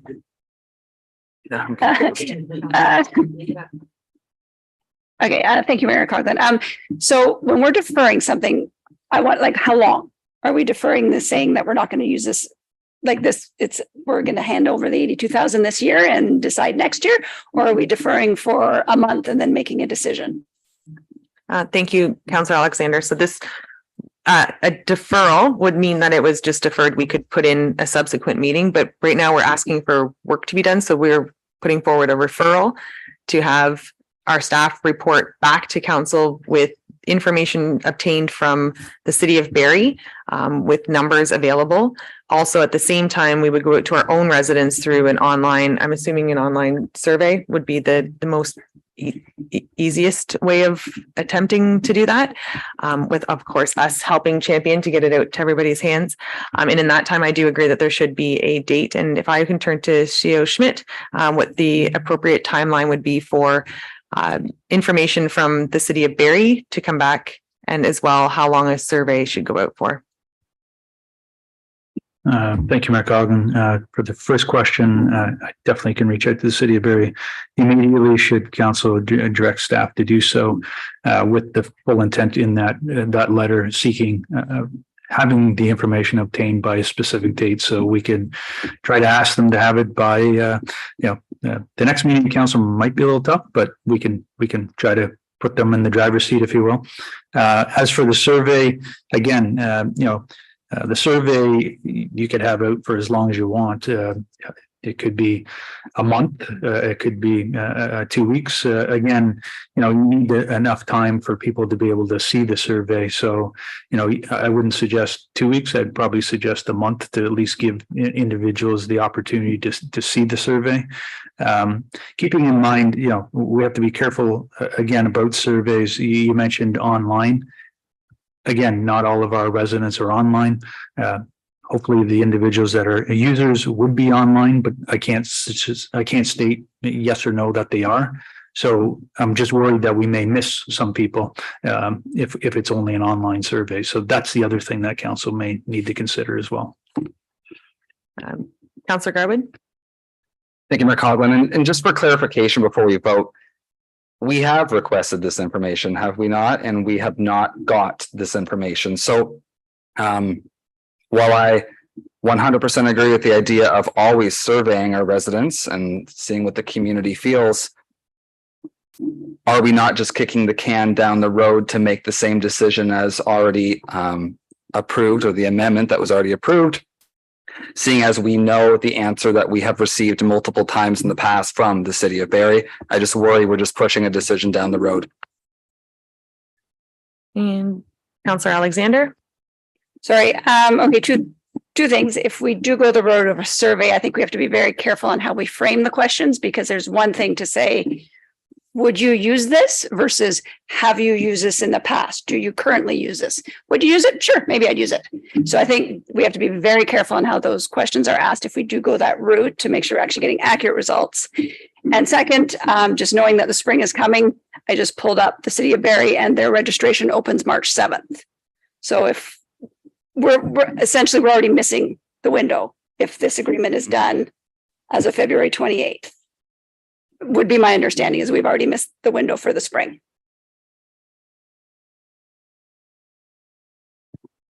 Interesting. I'm completely torn, because I've been wanting to get rid of this for forever. It feels like, but I would like to do it with accurate information. And if our manager and our CAO do believe that they can,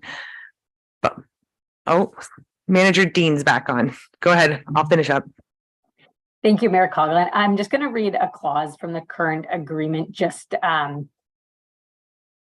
to clarify either the renewal or the termination of agreement. And it might just help clarify some of the comments here. So this agreement shall automatically renew for subsequent terms for 4 years, each subsequent term being the renewal term, unless either the Township of Springwater or City of Barrie provides a written notice of termination to the other within 60 days of the end of the renewal term, in which case this agreement shall be at an end upon expiry of said renewal term. And could you translate that into actual dates for me? So I think the main number to see there is the 60 days notice of termination. So if we wanted it to terminate on, say, February 28th, the 60 days prior to notice that, otherwise, in which case the agreement shall end upon the expiry of the said renewal term. So basically, essentially, can be an auto renewal. And then we would have to provide 60 days notice to the end of the term, would be how I'm reading that. So, and sorry, lots of people talking at me. Deputy Mayor Cabral. Thank you, Mayor Coughlin. So 60 days prior to the end of the term, that's the notice that would have to be given, but we don't know when the end of the term is. I think that's the problem. We need to know what date we're talking about. If the end of the term is March the 7th, we're obliged to continue through with this, and I guess we're hooked for another 4 years. If the term is just automatically renews every year, unless we give them 60 days notice that we want to terminate, then that does give us an opportunity to defer this down the road. If it's 60 days and the magic date's a week away, we're not in a position to do that because we'd be in breach of contract. And I could certainly turn to CEO Schmidt. Maybe he can clarify that for me, but that's the way I would understand it. CEO Schmidt. Thank you. Through you, Mayor Coughlin, to Deputy Mayor Cabral. I believe, Deputy Mayor Cabral, what you've indicated, I would agree with you. That said, I hope that I could reach out to my colleagues at the City of Barrie and understanding the current situation, have a discussion with them whereby, maybe a portion of the 82,000 for 2023 is provided to them. So again, providing a little bit of notice to our residents should council walk the path of not renewing. And hopefully they would not be holding our feet to the fire for the remaining 3 years of the contract. I can't guarantee that, but hopefully they would be in a position to at least have that discussion with us. Thank you, CEO Schmidt. And if it's to Councillor Moore, if it would be okay for a friendly amendment on your referral to have it no later than April, so that if it does come back in time, if there's information at our next meeting, we can deal with it at our next meeting. But if not, we're saying we want to have this dealt with by April 6th. It says in option 1, though, that it's effective March 1st. So is that the effective date of the contract? Manager Dean. Thank you, Mayor Coughlin. Through yourself. So depending on the outcome of tonight, it would go back to the City of Barrie, and the City of Barrie would also present it to their council. Similar to depending on our decision, and then to execute with the mayor and clerks the decision of the agreement. So we have been working with city staff on this. They know it is going to our council, and then the decision would come back to their council for it to be presented for the new term. So that current contract was until February 28th, 2023. Essentially, we're kind of in the interim right now with working on the next steps of either a continued agreement or potentially the agreement not continuing. So if I'm follow understanding, on, Counselor. sorry, Yes. sorry. If I'm understanding you, we are currently in breach because you said it was an automatic renewal. Councilor Manager Dean. Counselor Alexander. Manager Dean, do you have comment on that? No, sorry, I didn't know. I thought you were going to myself. So again, it's all very confusing because we're all trying to read legalese and understand, but when I'm looking at the report for Manager Dean, it said the current agreement has expired on February 28th. So to me, that's expired if renewed. So we haven't renewed it. So right now, we don't owe them anything. Like, we're making the decision is how I'm reading that. And then we move forward. But again, I'm not a lawyer. CEO Schmidt. Thank you, Mayor Coughlin. I believe on the face value of it, again, I'm not a lawyer either, but based on the face value of the contract, I believe, the contract has expired as of yesterday. And I think what Manager Dean is indicating that is both parties, correct me if I'm wrong, Manager Dean, both parties have had a discussion, understanding that the contract is essentially expiring or has expired as of yesterday. But both parties have been in discussion and are of the understanding that tonight Springwater Council is debating it and determining a path forward. And then should Springwater Council decide to continue with it, then it would have to go back to the city of Barrie for final approval. Again, I think we're in a bit of a transition here. So yes, on the merits, hopefully we're not in breach. Hopefully that conversation has happened with city staff. So again, I would hope that we can have a discussion with the city of Barrie and they're not going to handcuff us here, if you will. So. The additional clarification? Thank you, Mayor Coughlin. Oh, sorry, you didn't call me. Councilor Garwood.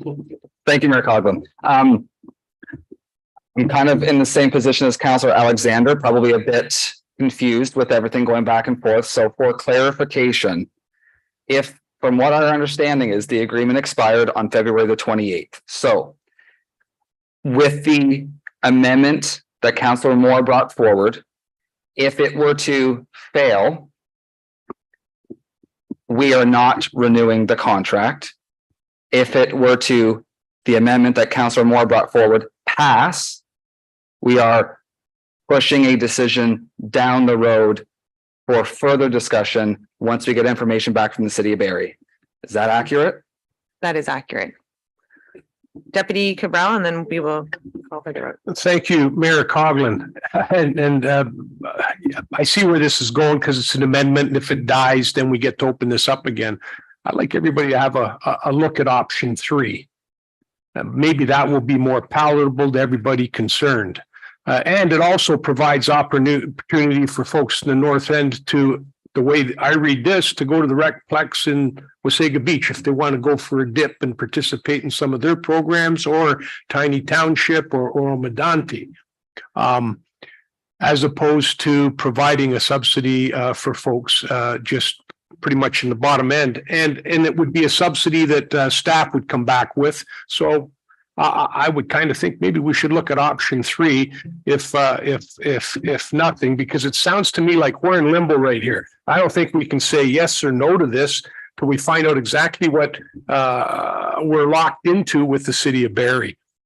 So maybe this whole thing should be deferred to the next meeting. If we're locked in, we're locked in. If we're not locked in, we still have an opportunity to get back out. Deputy Mayor Cabral, I think that might be a great idea. If we were to just at face value as it sits, defer the entire thing to our next meeting of council and see if there's any additional information from the city of Barrie at that time. Does that sound? Councilor Alexander? Just to beat this to death. So I actually came in tonight thinking option 3, but what I would, and I can't remember because we've discussed this so much of the information that the city of Barrie is providing to us. What I would specifically like to know from the city of Barrie is how many of our residents are using the aquatics program, because that's not a program we offer. And I'm much more amenable to providing a subsidy for that than I am for recreation programs that we offer within Springwater. So if we could have asked for that specifically. Councillor Fisher, and then I will ask for someone to propose a deferral. Wait. So, sorry, Councillor Moore, are you amenable to removing that deferral with this specific request and just having all of this pushed to our next meeting? Understanding that CAO Schmidt is going to get the information we're looking for? Yes, I think, because I'm putting a lot of stake in you. And CAO Schmidt, did you have comment? Thank you, Mayor Coggan. I would just clarify that I will do my best to obtain the information you're seeking. So is there a member of council that would like to defer this? Thank you. Deputy Cabral, seconded by Councillor Garwood, that we defer item 10.1 to our next meeting of council. All those in favor? That is carried. Thank you, council. Does anybody need a bio break, or we're good to keep just powering through this here? All right. Action reports. May I have a mover and seconder to approve the action reports? Councillor Garwood and Deputy Cabral. Yes. Does council want to pull any of the items for separate consideration? Deputy Cabral? Yes, I'd like to pull 11.2, please. 11.2 will be pulled. So we will be dealing with, and yes. So council, we will be pulling item 11.2. Is there any other additional items to be pulled? And seeing none. So at this point, Councillor Alexander has declared of interest. So we'll be dealing with items 11.3 and 11.4. So the County of Simcoe Bursary Program, and 11.4, the pilot project for No Mow May.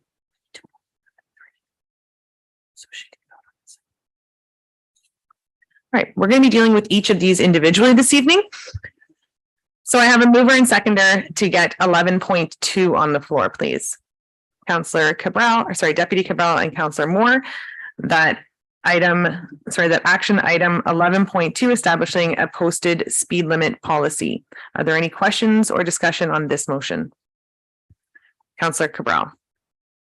Thank you, Mayor Coughlin. With this particular posted speed limit policy, I did provide Clerk Ainsworth with an amendment to the policy itself that I'd like to put forth. Thank you. And Clerk Ainsworth, are you able to read that for council? Thank you. And the amendment would read that the motion now before council be amended as follows: to remove the following paragraph. If the last posted speed limit review on the same or portions of the same stretch of roadway was less than 3 years since the current request for a posted speed study review, the requester may request a delegation to council to waive the 3-year wait period, and replace that paragraph with, if the last posted speed limit review on the same or portions of the same stretch of roadway was less than 3 years since the current request for a posted speed limit study review, the requester shall bring the request forward to the local ward councillor, who will confer with the general manager of infrastructure and operational services or designate, and may bring a motion forward to council to waive the 3-year wait period. And Councillor Alexander has seconded that. Deputy Cabral, is there any comment on the amendment? Yeah, thank you very much, Mayor Coughlin. I did have discussion with Manager Ramdale before putting the amendment forward. And if Manager Ramdale happens to be on the line, I just wanted to know if he had any comment on the amendment himself. Manager Ramdale. Thank you, Mayor Coughlin. Through you to Deputy Mayor Cabral. Yes, staff would be amenable to that amendment. It does allow the ward councillor to have a conversation with myself or designate to go through the particulars of the request, the new request, and if deemed necessary, yes, go through. Thank you.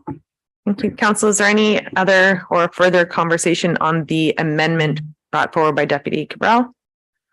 Seeing none, all in favor? And that has carried, and I will go back to the main motion. That the report from, that the report from the senior engineering technologist regarding establishing a posted speed limit policy dated March 1st, 2023 be received, and that council adopt the proposed posted speed limit policy as amended as working guideline to evaluate, to recommend the review posted speed limits within the township. Is there any further discussion on this? And seeing none, all in favor? And that has carried. We are now moving on to item 11.3, to which Councillor Alexander has declared interest. May I have a mover and seconder to approve the report regarding the bursary program? Deputy Cabral and Councillor Moore, that the report from the deputy clerk regarding the County of Simcoe bursary program dated March 1st be received, and that council hereby approves a contribution in the amount of $1,000 to the 2023 County of Simcoe bursary program to be funded from the Community Partnerships Council budget. Are there any questions or discussion on this motion? And seeing none, all in favor? And that has carried. Moving on to 11.4, the pilot project No Mo May. May I have a mover and seconder to approve the report? Councillors Garwood and Thompson, that the report from the supervisor of municipal law enforcement regarding the pilot project for No Mo May dated March 1st, 2023 be received, and that the Clean Safe Properties Bylaw 2014-037 section 4.1D be exempt from May 1st to May 31st. Are there any questions or discussion on this motion? And seeing none, all in favor? And that has carried. Information reports. May I have a mover and seconder to receive the information reports? Councillors Moore and Garwood, that the report items listed here and be received for information. Building Services Monthly Report of January of 2023 and the 2022 Statement of Council and Board Remuneration and Expenses. Are there any questions or comments on this? Seeing none, all in favor? And that has carried. We are now moving on to verbal reports. Development updates, General Manager Ramdeo. Hello again. I've got one update for this evening, and that pertains to the Wilson Carson Seaton Road roundabout. The County of Simcoe has awarded a contract for the reconstruction or the construction project. That project is slated to commence in the spring and continue for the rest of 2023. There will be some detours, there will be some traffic interruptions along Wilson, plus a 4-week closure of that intersection. During the closure of the intersection, there will be signed detour routes around it. That information, unfortunately, I do not have at this point in time. And I expect staff at Simcoe County will provide that to us when they have it. And I'll bring it to council. And that brings me to the end. Oh, here we go. Councillor Moore. Thank you, Mayor Coughlin. Through you to General Manager Ramdeo. Did they give you an estimated end date? You said through the rest of the year to the fall. Are we done this year though, for sure?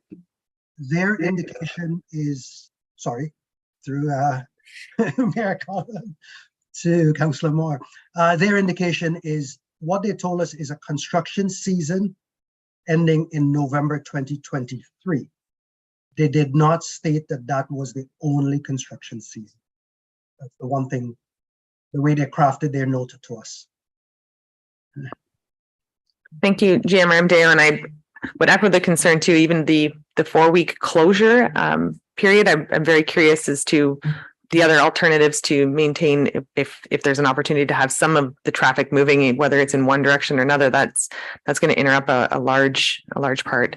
At this point, any other questions for GM Ramdeo on that? No, and I will now turn to Deputy Mayor Cabral for an update on the county. Thank you, Mayor Coughlin. Some interesting things at the county. Informative presentation on the 201 phone line. It's a national public utility designated or as a 3-digit telephone number nationally that all phone carriers must provide. So 201 provides free access point to community, social, health, and government services. It's staffed by community navigators who help people with the system. navigation. And they also conduct follow-up calls to confirm services are in place for those situations where someone is at risk or vulnerable. 211 centers operate Monday to Friday, 7 to 7 p.m. schedule, with the exception of Toronto, which provides 24/7 days per week service for the province. So when ours shut down, I guess our calls are transferred down to the Toronto 211 center. Simcoe County is part of the Central East Ontario region, and then they maintain a detailed database of nearly 9,000 organizations and programs for the Central East Ontario region. And services are provided by telephone, instant chat, and email, as well as fax referrals. And they also have on-demand interpretation services available in over 150 languages. Our office, the 201 Central East office, is sponsored and hosted by Community Connection. That's a nonprofit organization located in Collingwood, Ontario, with funds from the county. And these navigators, 201 navigators, that's what they're called, are trained to provide acute crisis intervention while connecting individuals to mental health supports, and they can answer questions and provide connection to programs and services where required.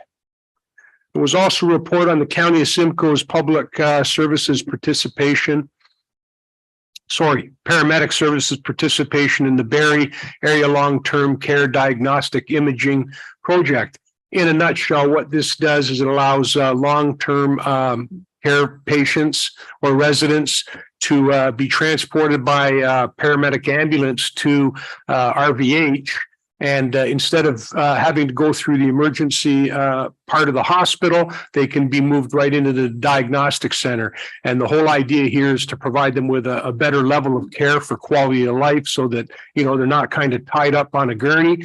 It also has the added benefit of freeing up emergency space in the emergency area, as well as letting the ambulances offload them and not be in a position where they're delayed, kind of having to stand by them until they're actually taken in for their services. The one that was interested to me as well was the Simcoe County Lynx and the Lynx Plus transit service. The Lynx bus we're familiar with in our area up and down 27. But the transit feasibility and implementation study, they put that into play back in 2018 with Route 1, which runs from Barrie through Springwater, Tiny and Tay, and Midland to Penetang. And that was completed the first phase of all of the recommendations. And Route 6, which runs Midland to Orillia, was the last route approved by County Council initial plan, and it started in 2021. Lynx ridership was stunted at the beginning of the first part of this year due to COVID and the restrictions, but it grew into 2022, and they actually had from 2021 to 2022 a 54.04% increase in ridership. So in November of 22, just last year, they reached a milestone of 500,000 riders. It provides services to individuals with disabilities. Something that you might want to keep in mind is they have what they call the Lynx Plus, and it basically provides an on-demand disability service where they have specialized minibuses that can accommodate the disabled, and they operate with 1 kilometer of the regular transportation corridor. So if you're outside of that 1 kilometer, I guess they won't come and get you. But that was something that was brought up at the county level by one of the councillors, and staff basically reiterated that seems to be the standard. So it's something that hopefully they can look at down the road and maybe provide a little bit more of an enhancement. 7-day-a-week service. I actually raised that up at the county meeting in the hopes that the county would prioritize in their upcoming plan and provide 7-day-a-week service going forward to address the shortcomings experienced by residents with a current 5-day-a-week service, where folks who need to get to Barrie or elsewhere, they're unable to because the bus isn't running, and a lot of them don't have access to reliable transportation. So they're developing a new 5-year transit plan and a 10-year vision. So hopefully they'll be asking for input from us and our residents. And the last item that I thought was worth mentioning is the county approved a report regarding the Simcoe County's acquisition of land from the Township of Springwater for their paramedic services post. and staff were directed to complete the acquisition of approximately 0.4 acres of land for the purposes of their new paramedic post building. The new post will replace the leased site on Bayfield North near Georgian Mall. I think we all know where that is. That concludes my update. Thank you, Deputy Cabral. Before I move on to members of council for municipal update, I'm going to turn to Manager Dean to highlight correspondence from the Elmvale District Food Bank. Thank you, Mayor Coughlin, and through yourself to members of council.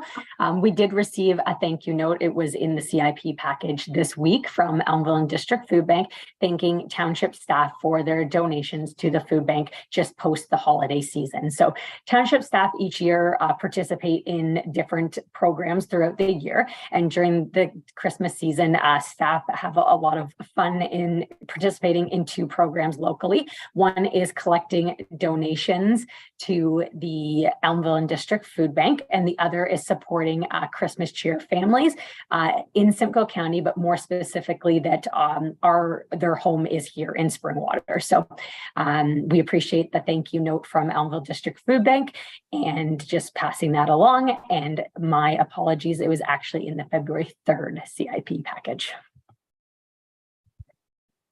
Thank you, Manager Dean, and thank you to all the staff who did contribute to that. And it is a lot of fun watching you guys put it all together and taking over lots of space for all the gifts that you guys bring in. So thank you for that.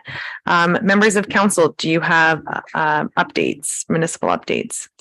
Councillor Alexander and then Councillor Garwood. Okay, so. Thank you, Mary Coughlin. I just wanted to let everyone know that the nominations for the Severn Sound Environmental Association Environmental Champion Awards close this Friday, March 3rd. There's 4 categories: the Severn Sound Environmental Legacy Award, Severn Sound Student Environmental Champion Award, Severn Sound Environmental Volunteer Champion Award, and the Severn Sound Environmental Sustainability and Stewardship Champion Award. I've only been involved with them a short time. It's a great organization. And if you think of anyone that would fall in any of those categories, please go to their website and fill out the nomination form. Oh, and sorry, the awards will be handed out on March 24th. Councillor Garwood. Thank you, Mayor Coughlin. Just a few updates. The Elmvale Community Recreation Association held our first meeting of the revitalized CRA on February the 21st. We had 13 folks attend, which was fantastic. And I wanted to, again, thank Councillor Alexander for coming and providing her expertise on CRAs, and the mayor for also attending. Our second meeting will take place on March the 23rd at 7 p.m. in the Springwater Room. We're asking for folks to bring their ideas. And we've had, since the meeting, about 10 more residents reach out interested in participating at some level with the CRA. So thank you to the community once again, and to staff for helping us promote that. The second item I wanted to mention was on February the 22nd, the first Cultural and Heritage Advisory Committee hosted our first meeting of the new term. As many people know, those committees, the Culture Committee and the Heritage Committee, were merged together this term. As a former citizen member of the Cultural Advisory Committee last term, I enjoyed that. But definitely see the benefit of having those committees merged together. And I know all the members of the committee were very excited and eager to get going this term. And the last item I wanted to mention was a couple of weeks ago, Councillor Fisher and I went up to the Penetanguishene Winterama. We had a lot of fun at the Winterama Traditional Log Signing Competition sponsored by Ritchie's Forest Products, which is a Ward 1 business. Of the 18 teams, Team Springwater placed 6th overall, so it's not bad for 2 guys that haven't done this before, and second amongst our neighboring municipalities. We had a lot of fun, and while we were there, we even ran into a few local friends that were helping run the event, which was fantastic. And Councillor Fisher and I are already preparing for the Elmvale Maple Syrup Festival log sign competition on April the 29th. So we're ready. Thanks. Councillor, are there any more municipal updates? Councillor Fisher. We'll place number 1 at the next sign competition. Let it be known. Councillor Thompson, I see another trophy being required here for the.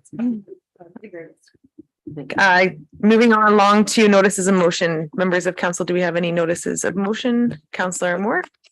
I will be bringing a notice of motion to the next council meeting to ask that council set parameters and content for the Council Connects article of the Springwater News.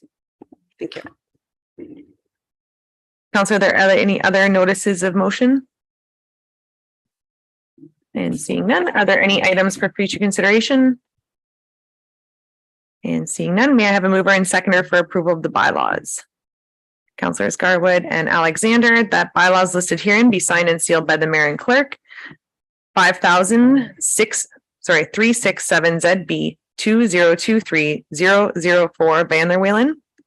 2023-027 appointments to the Elmville Community Recreation Association. 2023-028 appointment to the Ant Mills Community Recreation Association. Councillor, are there any comments or questions on the bylaws? Seeing none, all of those in favor? And that is approved. And may I have a mover and seconder for the confirmation bylaw? Councillor Deputy Cabral and Garwood, that bylaw 2023-029 to confirm and adopt the proceedings of council in the regular meeting held on March 1st, 2023, listed herein be signed and sealed by the mayor and clerk. All those in favor? That is carried. And may I have a mover and seconder to adjourn the meeting? Councillors Moore and Thompson, that the regular meeting of the Township of Springwater does now adjourn at 8:40 p.m. to meet again in regular meeting on March 15th, 2023 at 6:30 p.m. All those in favor? And that